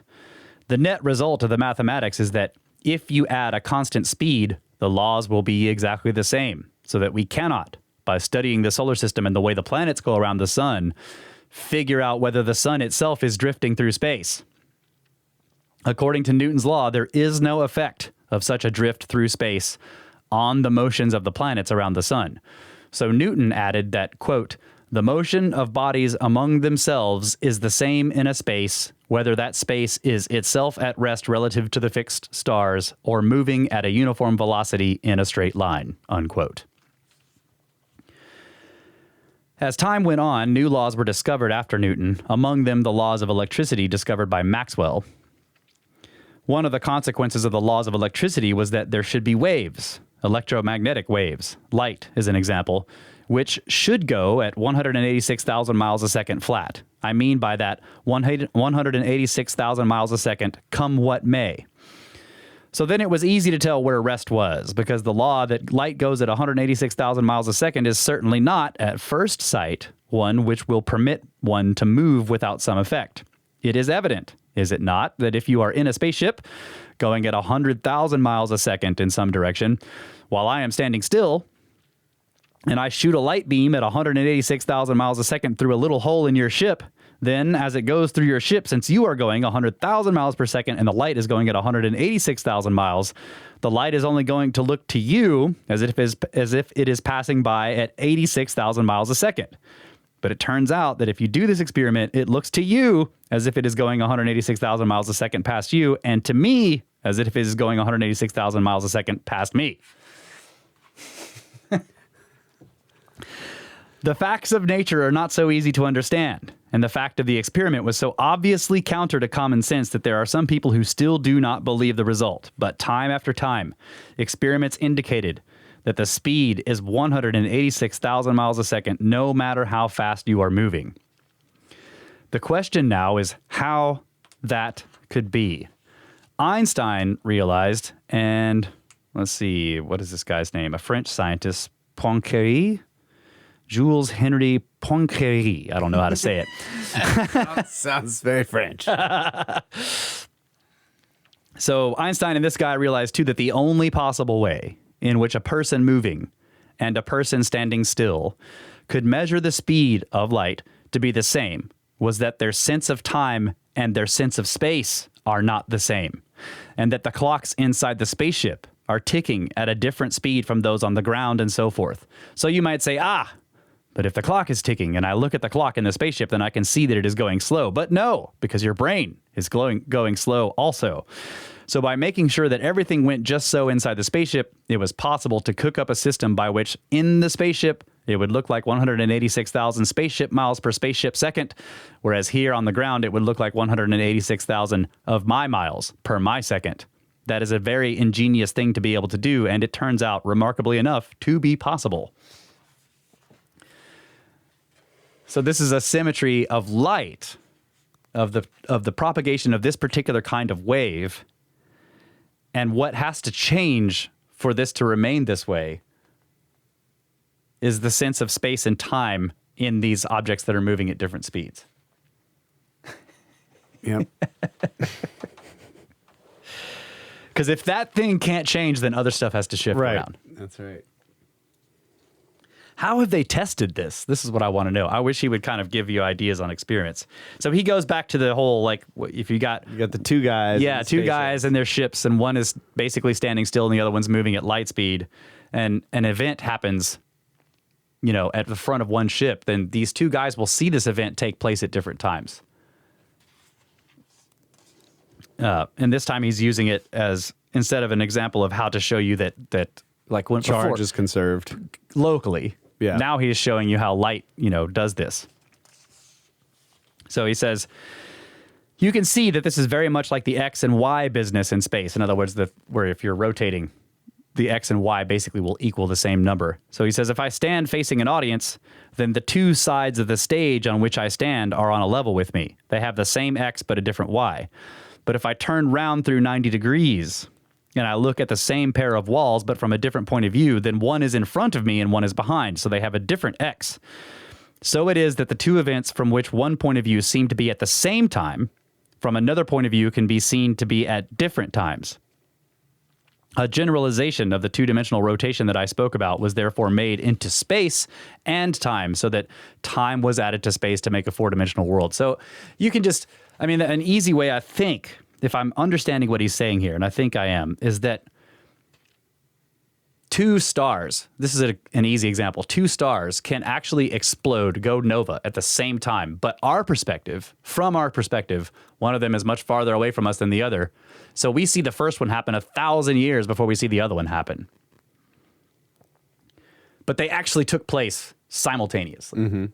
Now, if you shifted our perspective around to the right spot, they would appear to happen at the same time. Mm-hmm. So this is how, I think this is kind of what he's getting at.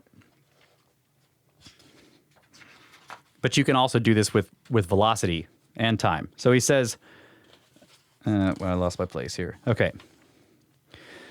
So yeah, time was added to space to make a four-dimensional world. It is not merely an artificial addition, like the explanation given in most popular books, which say, we add time to space because you cannot only locate a point, you have to say when. This is true, but that would not make it real four-dimensional space-time. That just puts the two things together. Real space has, in a sense, the characteristic that its existence is independent of the particular point of view, and that looked at from different points of view, a certain amount of forward and backward can get mixed up with left and right. In an analogous way, a certain amount of time, future, and past can get mixed up with a certain amount of space. Space and time must be completely interlocked, and after this discovery, Minkowski said that space of itself and time of itself shall sink into mere shadows, and only a kind of union between them shall survive. So I think, I'm not sure, but I think here he's trying to describe how, just like because any given place in space is basically the same as any other given place in space, you can lose which way is left and right versus up and down or forward and back. If you fall asleep or you go into a coma and then you get rotated, when you wake up, how are you going to tell? You know, without checking a bunch of stuff. You can't do experiments to tell. He's saying that the same thing can happen with time, forward and back. See, I think of it in, this could be totally wrong, but I think of it kind of using the graph analogy of the X and Y. Yeah. Like X is space and Y is time.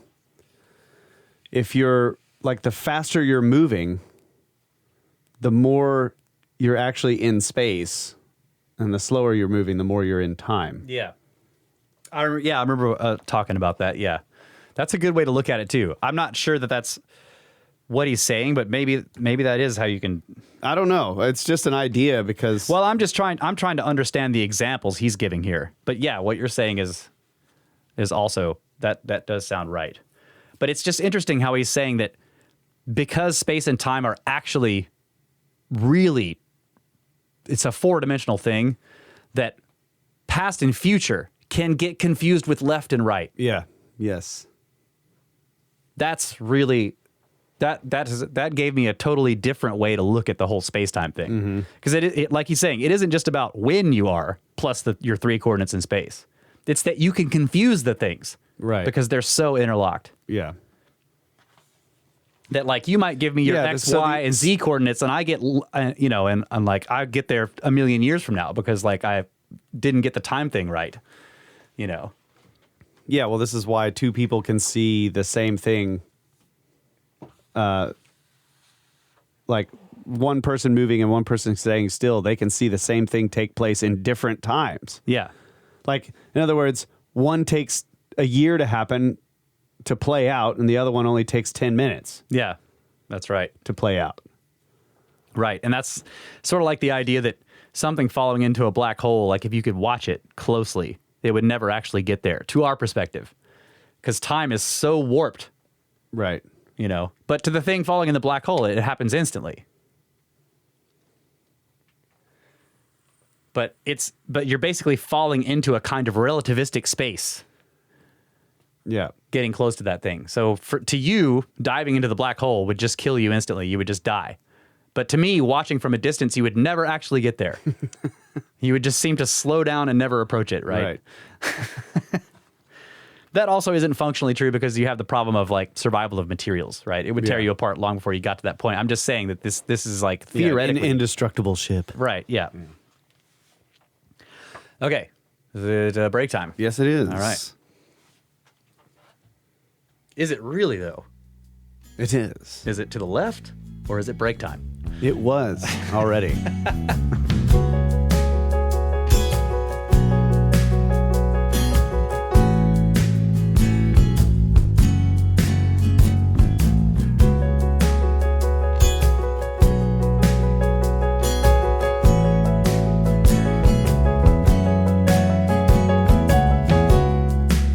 If I had something moving, for instance, it has kinetic energy like a rolling ball, and it's on a constant height, and it rolls along and then it stops. That's on a kind of friction. But what happened to the energy of the ball? The energy of the ball has gone into the energy of the jiggling of the atoms in the floor and in the ball. The world that we see on a large scale looks so nice when we polish a nice round ball and so on. It's really quite complicated when you look at it on a little scale. Little billions of tiny atoms with all kinds of irregular shapes looked at in detail.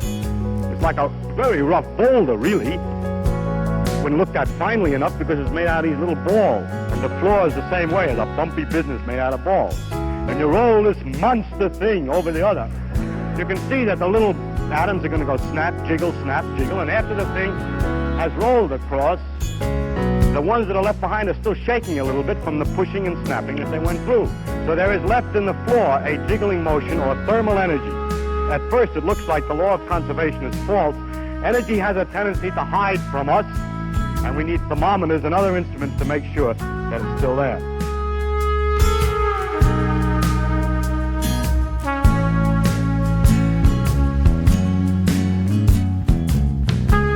And we are back, ladies and gentlemen.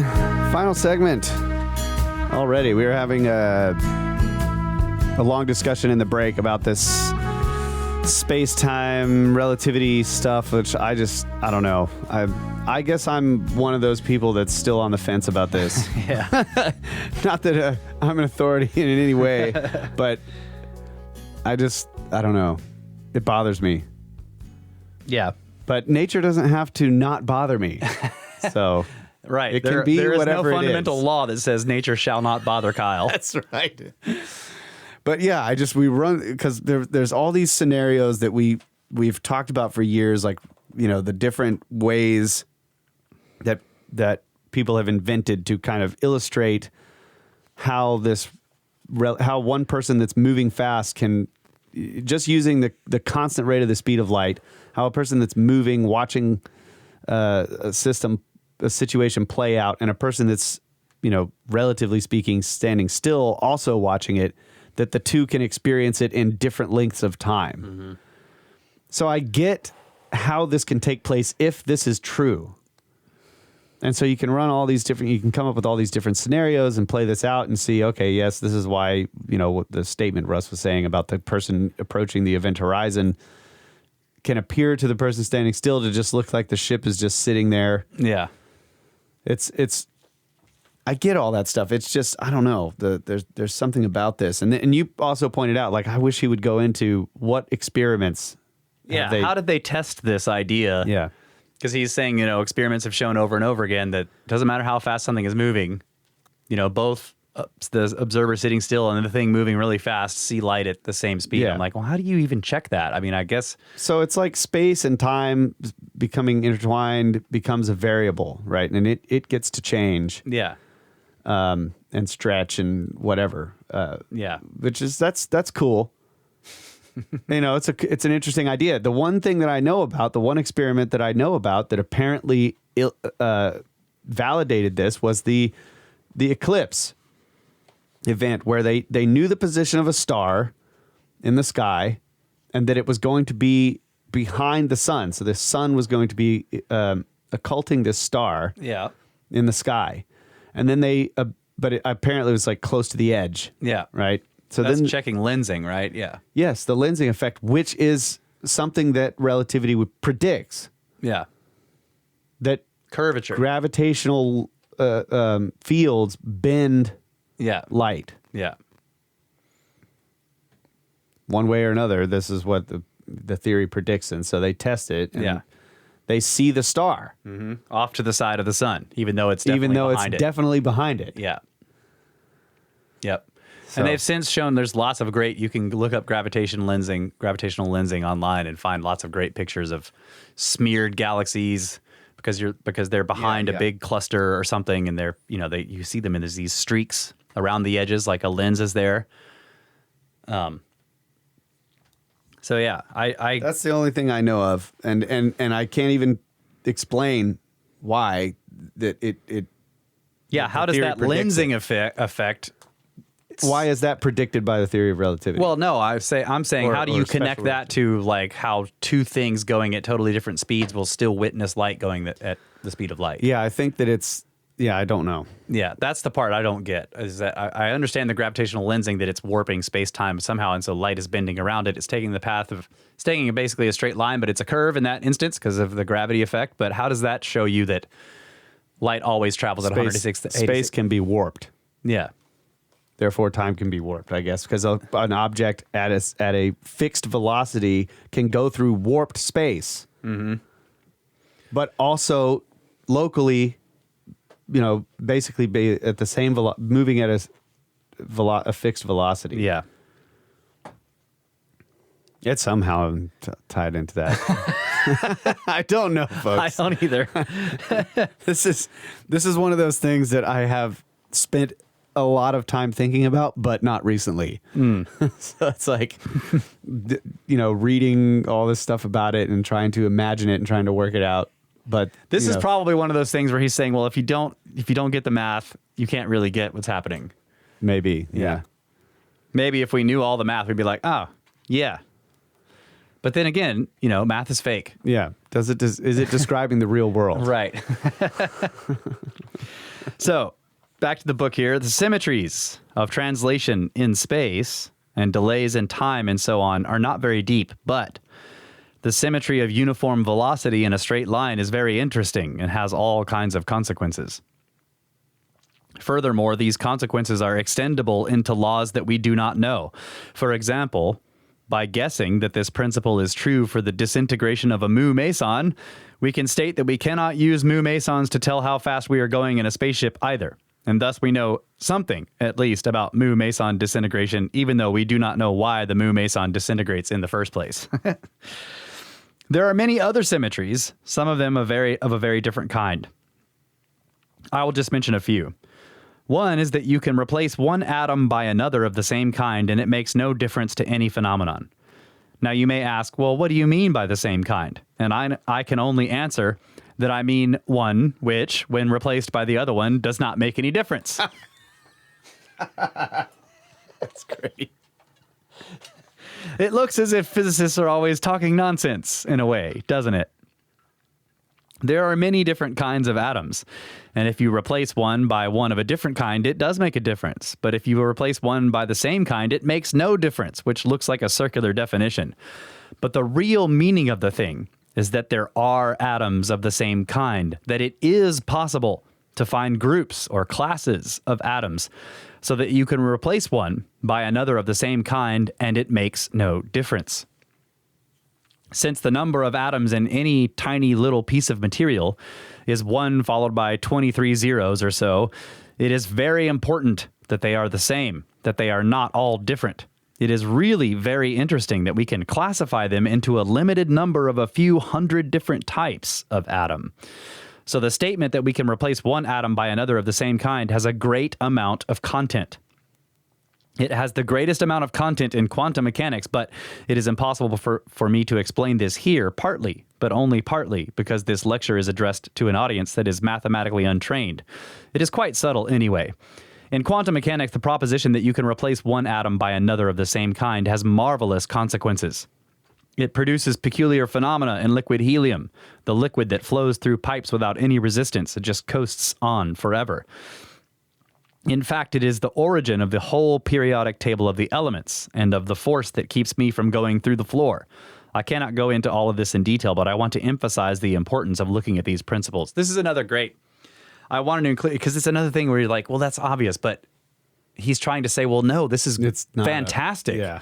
That even the tiniest piece of material you can think of has, 1 followed by 23 zeros of atoms in it. And it's really important that there's only a couple of hundred of those basically types of these things, of which there are so many in the universe. Yeah. What if they were all different? Right. Then there would be nothing, because none of them, or it would be very different. Like, in other words, the fact that you have only a couple hundred types and they can group together and do interesting things with each other, you can interchange them.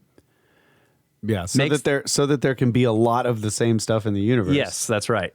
Otherwise, all stuff would all be different. There would be no such thing as the same stuff if all atoms were just randomly different from each other. Yeah, I like these things because it's like you look at these things and you're like, yeah, there's no reason to assume that this is what should be. Right. That's the point. Yeah. But we do. Yeah. It's a very common thing. That's obvious because that's the way it is. No. That's right. Yeah. There's a whole category of this funny stuff on the internet, like science proves the obvious yet again. Where people are testing things where you're like, they're testing what? Like something so obvious, and then they prove that, yes, it is indeed true. that this obvious thing takes place. But it's cool to test that kind of stuff because, like he's saying here, why should all atoms not be completely unique? Yeah, I don't know. Instead, we have a couple of hundred types. And so we have metals and gases and, and not just any group of atoms is a completely unique material from any other group of atoms. Right. Man, it'd be really difficult to make Cheerios. That's right. Next time you eat Cheerios, remember that. You can thank the fact that there's only a few kinds of atoms. I don't know why, but I was just thinking of macaroni and cheese, too. It would be real tough. This is a lot of the same stuff. So by this time, you are probably convinced that all the laws of physics are symmetrical under any kind of change whatsoever. So now I will give you a few that do not work. The first one is a change of scale. It is not true that if you build an apparatus and then build another one with every part made exactly the same, of the same kind of stuff, but twice as big, that it will work in exactly the same way. You who are familiar with atoms are aware of this fact, because if I made the apparatus 10 billion times smaller, I would only have 5 atoms in it, and I cannot make, for instance, a machine tool out of only 5 atoms. It is perfectly obvious, if we go that far, that we cannot change the scale. But even before the complete awareness of the atomic picture was developed, it became apparent that this law is not right. You have probably seen in the newspapers from time to time that somebody has made a cathedral with matchsticks. Several floors, and everything is more Gothic than any Gothic cathedral has ever been, and more delicate. So why do we never build big cathedrals like that with great logs, with the same degree of ginger cake and the same enormous degree of detail? The answer is that if we did build one, it would be so high and so heavy that it would collapse. But you forget that when you are comparing two things, you must change everything that is in the system. The little cathedral made with matchsticks is attracted to the Earth, so to make a comparison, the big cathedral should be attracted to an even bigger Earth. Well, too bad. A bigger Earth would attract it even more, and the sticks would break even more surely. This fact, that the law of physics were not unchanged under change of scale, was first discovered by Galileo. In discussing the strength of rods and bones, he argued that if you need a bone for a bigger animal, say an animal twice as high, wide, and thick, you will have 8 times the weight, so you need a bone that can hold the strength 8 times. But what a bone can hold depends on its cross-section, and if you made the bone twice as big, it would only have 4 times the cross-section and would only be able to hold 4 times the weight. In his book Dialogue on Two New Sciences, you will see pictures of imaginary bones of enormous dogs, way out of proportion. I suppose Galileo felt that the discovery of the fact that the laws of nature are not unchanged under change of scale was as important as his laws of motion, because they are both put together in the tome on Two New Sciences. I've seen this about the arguments against giants, that you can't make humans that big because the bones wouldn't support them, because once you get to a certain size, the increase in height actually describes a much larger increase in mass. Yeah. And I agree, like, if the bone structure and the full body structure and everything is basically all the same, then it wouldn't work. Yeah. So that just implies that if there were things that big, the bone structure would be different. It wouldn't be exactly the same. Mm-hmm. So another example of something that is not a symmetry law is the fact that if you are spinning at a uniform angular speed in a spaceship, it is not true to say that you cannot tell if you are going around. You can. I might say that you would get dizzy, but there are other effects. Things get thrown into the walls from the centrifugal force, or however you wish to describe it. I hope there are no teachers of freshman physics in the audience to correct me. It is possible to tell that the Earth is rotating by a pendulum or by a gyroscope, and you are probably aware that various observatories and museums have so-called Foucault pendulums that prove that the Earth is rotating without looking at the stars. If it is possible to tell that we are going around at a uniform angular velocity on the Earth without looking outside, because the laws of physics are not unchanged by such a motion. So again, this again to me, like, is stressing the point that what he's talking about with most of this stuff is that you can't tell by doing some experiment that doesn't look at external things, That's what's key about this. You know, like you can't tell if you're moving in a straight line at a steady velocity by any experiment you run inside the spaceship with no windows. Mm-hmm. But if the spaceship is rotating, plenty of things will tell you that that's taking place. Right. Many people have proposed that really the Earth is rotating relative to the galaxy. So tell me if you understand this. I put a big question mark next to this whole section. Have you listened to this lecture recently? No. Okay. Many people have proposed that really the Earth is rotating relative to the galaxies, and that if we were to turn the galaxies too, it would not make any difference. Well, I do not know what would happen if you were to turn the whole universe, and we have at the moment no way to tell. Nor at the moment do we have any theory which describes the influence of a galaxy on things here so that it comes out of this theory in a straightforward way and not by cheating or forcing. That the inertia for rotation, the effect of rotation, the fact that a spinning bucket of water has a concave surface, is the result of a force from the objects around. It is not known whether this is true. That it should be the case is known as Mach's principle, but that it is the case has not yet been demonstrated. The more direct experimental question is whether, if we are rotating at a uniform velocity relative to the nebula, we see any effect, and the answer is yes. If we are moving in a spaceship at a uniform velocity in a straight line relative to the nebula, do we see any effect? The answer is no. These are two different things. We cannot say that all motion is relative. That is not the content of relativity. Relativity says that uniform velocity in a straight line relative to the nebula is undetectable. So did you understand any of that about the rotation and the galaxies and stuff? I couldn't quite get what he was saying. I think what he's saying is that you can, in other words, you can detect rotation locally, regardless if you rotate the whole universe with you. Okay. You don't need to look outside to see, like, because in other words, if you look outside and everything is sitting still because the whole universe is rotating, you can still find out if you're rotating. Okay. All right. That makes sense. You're right. That's what he's saying. For some reason, I read this over and over. I'm like, what is he talking about? But it is interesting that relativity doesn't consider the rotation, right? Yeah. It's only talking about translation in space in a straight line. Yeah. So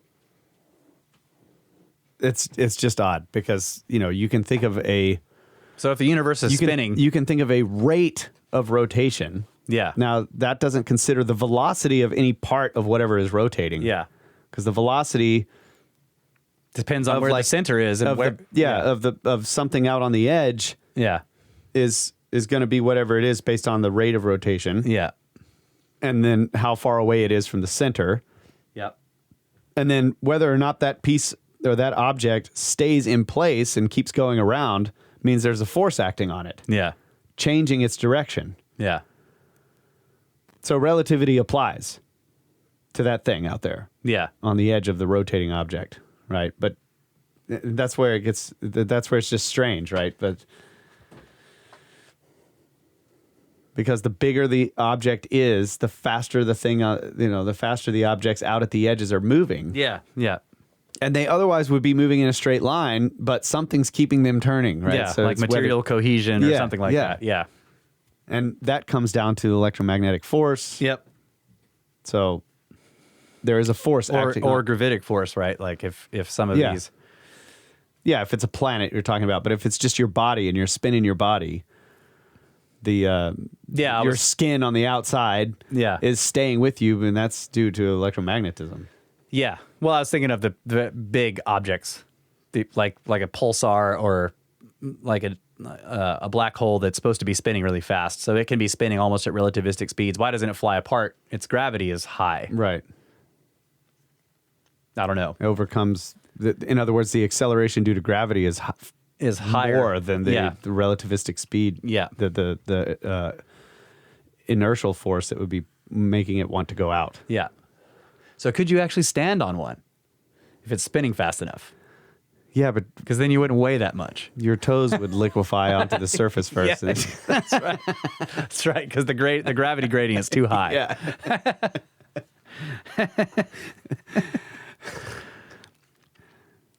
Okay. The next symmetry law that I would like to discuss is an interesting one and has an interesting history.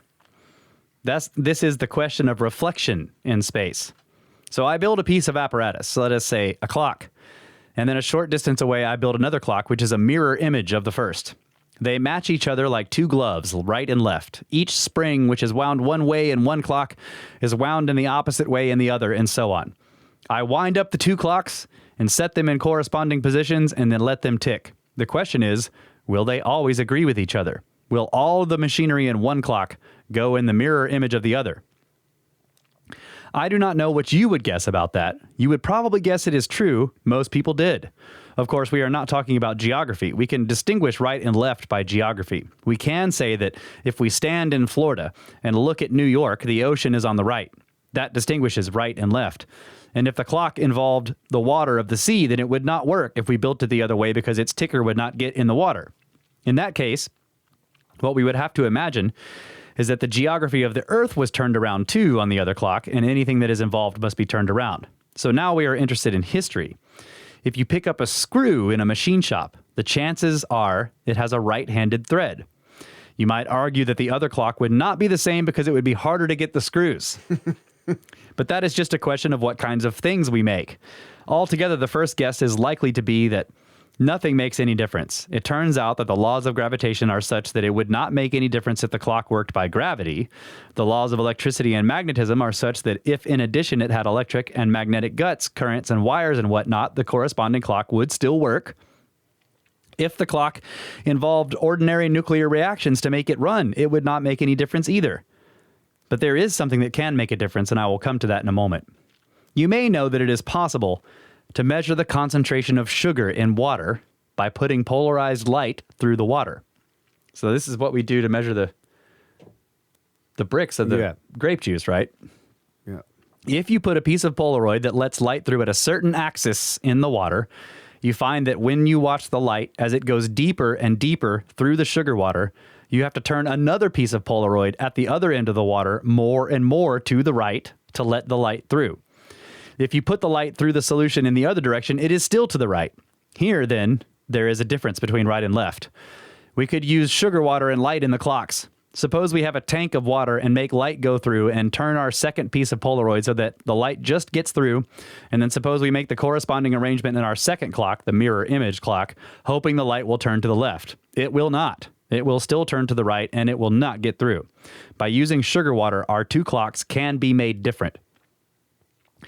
This is a most remarkable fact, and it seems at first sight to prove that the physical laws are not symmetric for reflection. However, the sugar that we have used, the sugar that we used at that time may have been from sugar beet, but sugar is a fairly simple molecule, and it is possible to make it in the laboratory out of carbon dioxide and water going through lots of stages in between. If you try artificial sugar, which chemically seems to be the same in every way, it does not turn the light. Bacteria eat sugar. If you put bacteria in the artificial sugar water, it turns out that they only eat half the sugar. And when they are finished, you pass polarized light through the remaining sugar water and you find it turns to the left. This is great. The explanation of this is as follows. Sugar is a complicated molecule, a set of atoms in a complicated arrangement. If you make exactly the same arrangement, but with left as right, then every distance between every pair of atoms is the same in one as in the other. The energy of the molecules is exactly the same, and for all chemical phenomena not involving life, they are the same. But living creatures find a difference. Bacteria eat one kind and not the other. In other words, they eat the left-handed or the right-handed kind and not the left. The sugar that comes from sugar beets is all of one kind. It's all right-handed molecules, so it all turns light in one direction. The bacteria can only eat that kind of molecule. When we manufacture the sugar from substances which are not themselves asymmetrical, like simple gases, we make both kinds in equal numbers. Then if we introduce the bacteria, they will remove the kind that they can eat, and the other kind is left over. That is why light goes through the other way. So it is possible to separate the two types by looking through magnifying glasses at the crystals. We can definitely show that all of this makes sense, and we can separate the sugar ourselves without waiting for the bacteria if we want to. But the interesting thing is that the bacteria can do this. Does this mean that the living processes do not obey the same laws? Well, apparently not. It seems that in the living creatures there are many, many complicated molecules, and they all have a kind of thread to them. Some of the most characteristic molecules in living creatures are proteins, and they have a corkscrew property, and they go to the right. As far as we can tell, if we could make the same things chemically, but to the left rather than to the right, they would not function biologically because when they met the other proteins, they would not fit in the same way. A left-hand thread will fit a left-hand thread, but left and right do not fit. The bacteria having a right-handed thread in their chemical insides can distinguish the right-handed and left-handed sugar. How do they get this way? Physics and chemistry cannot distinguish the molecules and can only make both kinds, but biology can distinguish them. It is easy to believe that the explanation is that long ago, when life processes first began, some accidental molecule got started and propagated itself by reproducing itself, and so on, until after many, many years, these funny-looking blobs with knobs sticking out with prongs on stand and yak at each other. But we are nothing but the offspring of these first few molecules, and it was an accident of the first few molecules that they happened to form one way instead of the other. It had to be either one or the other, either left or right, and then it reproduced itself and still propagates on and on. It is much like the screws in machine shops. You use a right-handed thread screws to make new right-handed thread screws and so on. This fact, that all the molecules in living things have exactly the same kind of thread, is probably one of the deepest demonstrations of the uniformity of the ancestry of life, right back to the completely molecular level. In order to test better this question about whether the laws of physics are the same, right and left, we can put the problem to ourselves in this way. Suppose that we were in a telephone conversation with a Martian or an Arcturian, and we wish to describe things on Earth to him. First of all, how is he going to understand our words? Well, that question has been studied intensively by Professor Morrison at Cornell, and he pointed out that one way would be to start by saying tick 1, tick tick 2, tick tick tick 3, and so on. And pretty soon, the Martian or the Arcturian, would catch on to the numbers. Once he understood your numbering system, you could write a whole sequence of numbers that represent the weights, the proportional weights of the different atoms in succession, and then say hydrogen 1.008, and then deuterium and helium, and so on. And after he had sat down with these numbers for a while, he would discover that the mathematical ratios were the same as the ratios for the weights of the elements, and that therefore those names must be the names of the elements. And gradually in this way, you could build up a common language. Now comes this problem. Suppose after you get very familiar with him, he says, "You fellows, you're very nice. I'd like to know what you look like." And you say, "Well, we're about 6 feet tall." And he says, 6 feet. How big is a foot? Well, that's very easy. 6 feet tall is 17,000 million hydrogen atoms high. This is not a joke. It is a possible way of describing 6 feet to someone who has no measure, assuming that we cannot send him any samples, nor can we both look at the same objects. So if we wish to tell him how big we are, we can do it just by telling him how many hydrogen atoms. And he'd be like, okay, so now I know what a foot is because I take that number and I get that length and I divide it by 6. Now I know the length of a foot. So this is because the laws of physics are not unchanged under a scale change, so we can use that fact to determine the scale. And we can go on describing ourselves. We're 6 feet tall, and we are so-and-so bilateral on the outside, and we look like this, and there are these prongs sticking out, etc. And then the Martian says, well, that's very interesting, but what do you look like on the inside? So we describe the heart and so on, and we say, so put the heart in on the left side. The question is, how can we tell him which side is the left side? Oh, you say, well, we take beet sugar and we put it in water and it turns, but the trouble is that he has no beets. Also, we have no way of knowing whether the accidents of evolution on Mars, even if they had produced corresponding proteins to those that are here, would have started with the oppositely handed threads. There is no way to tell. After much thought, you see that you cannot do it, and so you conclude that it is impossible. So right here, he's saying, well, physics gives us no way to define right and left to a Martian or to an Arcturian. If you can't look at the same stuff, because like obviously if it was a Martian, you could be like, well, I can see where Mars is and you can look at the sun and I know where, But if you can't look at the same stuff, or at least in your yeah, because if it was really a Martian, you could say, well, go outside and look up at the sky and you see where the sun is right now. Where Earth is to the left. That's what I mean. Yeah. But since we can't, he's giving you an example. Like that's why he said Arcturian or whatever. Like let's talk to something where we have no common, nothing common to look at except the basic fundamental physical stuff. Right. So you conclude that it's impossible because you're trying to tell him about sugar, right? And then you're like, wait. He might have sugar that has corkscrews going the other way. Right. We don't know if his biology makes corkscrews going the other way. He doesn't have beats over there. I got to say something about this this argument about biology. I find it, well, it's not an argument, but he points it out. I find it interesting that if evolution is correct, why aren't new things being created with corkscrews going the other way? I mean, it's got plenty of time. Yeah. All the right-handed stuff died. It's like the assumption that only one was created and then life's just going to stick with that forever. Yeah. Why wouldn't it create the other type as well? Yeah, I don't know. Or is that accident so rare that it's just only going to happen once in billions of years? Yeah. I don't know. It seems like if the probability of the accident is high enough to have happened, it should have happened more than once. That probability should, in other words, it could be happening. Yeah. Well, he does say that you don't know if the Martian has right-handed stuff. Why wouldn't they have both? Yeah.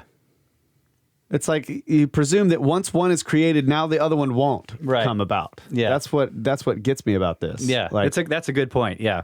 I don't know the answer. Because if there's no competition, so there's no reason why it wouldn't create it the other way too, because there's no competition between the two types. Like you can't eat me. Yeah. I can create all the sugar you want, and guess what? You can't metabolize it, so your bees ain't coming to robbing my bees. That's right. It's like that's why it doesn't make sense to me. Yeah. Yep. In other words, perhaps there's something deeper about this. That's right. Is this one of those things where, because he's just saying, like, because it all is this way, you can very easily see how we can trace everything back to one molecule that started propagating itself. But if they were both directions, we would say, well, look, they match the laws of physics. In other words, no matter what the scenario was right now, whether they were all right-handed, all left-handed, or there was half of both, it would be easy for you to say, yes, this is how it should be. Right. That's what I'm saying. Yeah. Right. And so him saying, well, yes, they're all left-handed, and that totally makes sense, is just, it doesn't mean anything, because in any scenario, whether they were all left-handed, all right-handed, or both of them, you could say the same thing. Right. Yeah. Okay. I agree with that. Okay. So you conclude that you can't tell the Martian or whatever which way is left or right. Then Feynman says, but about 5 years ago. So that would be in, what would be the 1959. 59. I can math. Yeah. Well, I guess these guys got the Nobel Prize in 1957, but it must have been for something else. About 5 years ago, certain experiments produced all kinds of puzzles. I'll not go into detail, but we found ourselves in tighter and tighter difficulties, more and more paradoxical situations, until finally Li and Yang, that would be Sungdao Li and Chen-Ying Yang, Chinese scientists, proposed that maybe the principle of right and left symmetry, that nature is the same for right and left, is not correct, and that this would help to explain a number of mysteries. Li and Yang proposed some more direct experiments to demonstrate this, and I will just mention the most direct of all these experiments. So we take a radioactive disintegration in which, for instance, an electron and a neutrino are emitted. An example, which we have talked about before, is the disintegration of a neutron into a proton, an electron, and an anti-neutrino. And there are many radioactivities in which the charge of the nucleus increases by 1 and an electron comes out. The thing that is interesting is that if you measure the spin, electrons are spinning as they come out, you find out that they are spinning to the left, as seen from behind, i.e. if they are going south, they turn in the same direction as does the Earth. So it has a definite significance that the electron, when it comes out of the disintegration, is always turning one way. It has a left-handed thread. It is as though, in the beta decay, the gun that was shooting out the electron was a rifled gun. There are two ways to rifle a gun. There is the direction out, and you have the choice whether you turn it left or right as you go out. The experiment shows that the electron comes from a rifled gun, and it is rifled to the left. Using this fact, therefore, we could ring up our Martian and say, listen, So you take a radioactive stuff, a neutron, and look at the electron which comes out from a beta decay. If the electron is going up as it comes out, the direction of its spin into the body from the back is on the left side. So this defines left, and that's where you put the heart. Therefore, it is possible to tell left from right, and thus the law that the world is symmetrical for left and right has collapsed. That's really cool. Yeah. You're like, Martian, we've got it. So you just need this. You describe the whole thing, and you're like, that's left. He's like, oh. But if he actually is made of antimatter, right? Then yeah, there's a problem. He does go into that later. This is great because he does the whole. Are you going to do that? Well, I mean, I have it marked, but we're at the end of the show here. Well, I was just going to tell the story real quick. Okay. You can skip it. But basically, he tells the whole thing about. Well, I guess we could do it. It's only one page. Okay. Yeah. You want to do it? Yeah.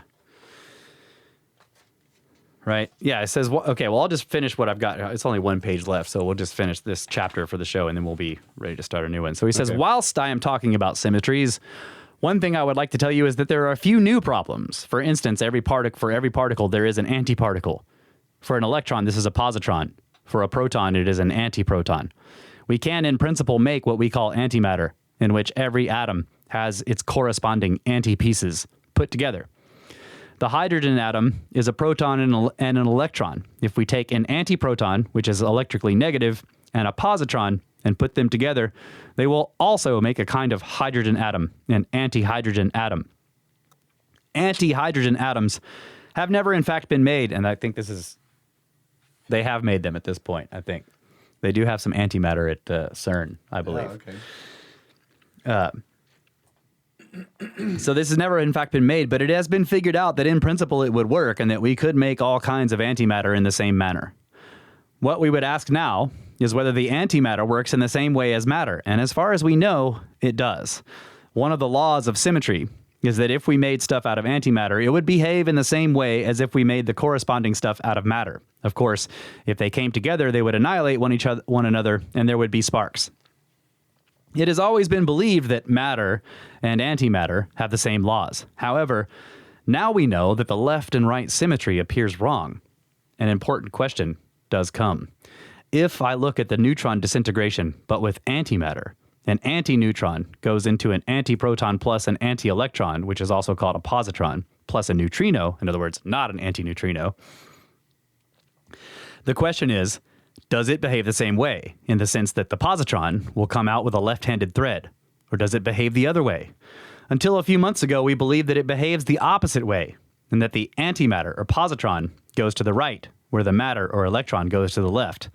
In that case, we cannot really tell the Martian which is left and right, because if he happens to be made out of antimatter, when he does his experiment, his electrons will be positrons, and they will come up spinning in the wrong way, and he will put the heart on the wrong side. Suppose you telephone the Martian and you explain how to make a man and he makes one and it works. Then you explain to him all of our social conventions. And finally, after he tells us how to build a sufficiently good spaceship, you go to meet this man and you walk up to him and you put out your right hand to shake hands. If he puts out his right hand, you're okay. But if he puts out his left hand, watch out because the two of you will annihilate each other. If he puts out his left hand, you know that he's made of antimatter. Yeah.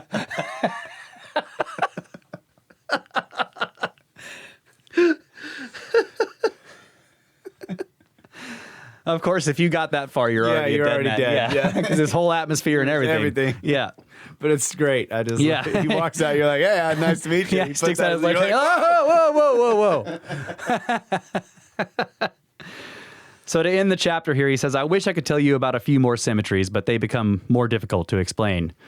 There are also some very remarkable things which are near symmetries. For instance, the remarkable feature of the fact that we can distinguish right and left is that we can only do so with a very weak effect with this beta disintegration. What this means is that nature is 99.99% indistinguishable right from left, but that there is just one little piece, one little characteristic phenomenon, which is completely different in the sense that it is absolutely lopsided. This is a mystery that no one has the slightest idea about yet. Yeah, that's cool. Yeah. Oh, that's great. Glad you finished that. Yeah. Yeah, it's great stuff. It's fun to read. Well, most of the time. Sometimes I'm reading through some part and I'm like, what? I go back and read it again. I'm like, what? Go back and read it again. Still, what?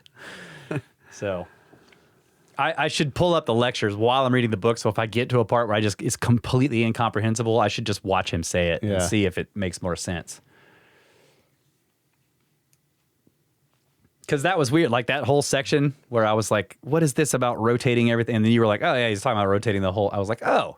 How did I not get that from reading? I read that. Well, that's happened to me multiple times too, because I've read that block of text like 5 or 6 times. And I'm like, I have no idea. So I put a big question. I was like, I'll read it and see if Kyle can tell me what's happening here. And you did. Yeah, I'm glad I was able to come through for you there, buddy. But yeah, the same things happened to me because you've highlighted some things that's just been like, oh, okay, yeah, I get what he's talking about, and I completely didn't know what was going on before. So. Well, I expect to understand it. So, no, I'm joking. But yeah, it is really helpful to read the book and then to have these discussions. So. Yeah, it's been great. Mm-hmm. So what's left? What do we have? We have distinction of past and future. So then maybe that will get into more of like this whole time symmetry thing. I think that's probably what that's going to be. Okay. That's the next lecture. So we were just talking about how I think that he goes into this basically this. I was talking about this where you reverse the clock. Yeah. Like you show a video in reverse. Right. I think that may be what he goes into there. Possibly. Then we have probability and uncertainty, the quantum mechanical view of nature, and then seeking new laws. Cool. 3 more chapters. Yeah. Cool. All right. Good stuff to come. Yeah. So you guys can get a hold of us, as you know, brothersoftheserpent@gmail.com. Check out the website, brothersoftheserpent.com, for all the podcast-related stuff. Check out the band's website, $50dynasty.com, for the music. It is there for free. We have a Patreon. The band has a Patreon. I still need to get links up for the band's Patreon on our page. But yeah, you can find us both, Brothers of the serpent and $50 Dynasty, on Patreon to support us, the podcast here, and the band. We also have a PayPal link if you want to just donate one time. That always helps. Any donation helps. We really appreciate all of you who have supported the show. If you do join the Patreon, you get special content. If you join the podcast Patreon, there's like bumper music in there, and there's like special episodes, extra stuff. We posted a bunch of videos of Kyle hunting for artifacts, so you get a first-person view. So yeah, there's lots of extra stuff. And of course, the band Patreon has extra stuff too. People like Kyle showing parts of guitar playing, us practicing stuff. So there's all kinds of extra content on the Patreons. The instrumentals are up there as well. Oh yeah. So thanks to all of you who have supported it. Also, you can join the Discord for the podcast. That's also linked on the website. And yeah, I think that's it. What else? Is there anything else? What am I forgetting? I don't know. All right. My brain is fried. Yeah, mine is too. We love you guys. Always have. Always will. Good night, Adamu. Get back to work.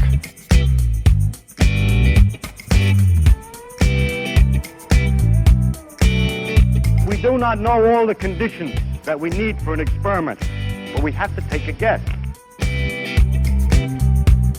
So in order to have any utility at all to the science, in order not simply to describe an experiment that's just been done, we have to propose laws beyond their range, and there's nothing wrong with that. That's the success. That's the point.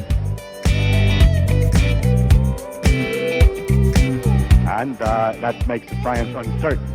If you thought before that science was certain, well, that's just an error on your part.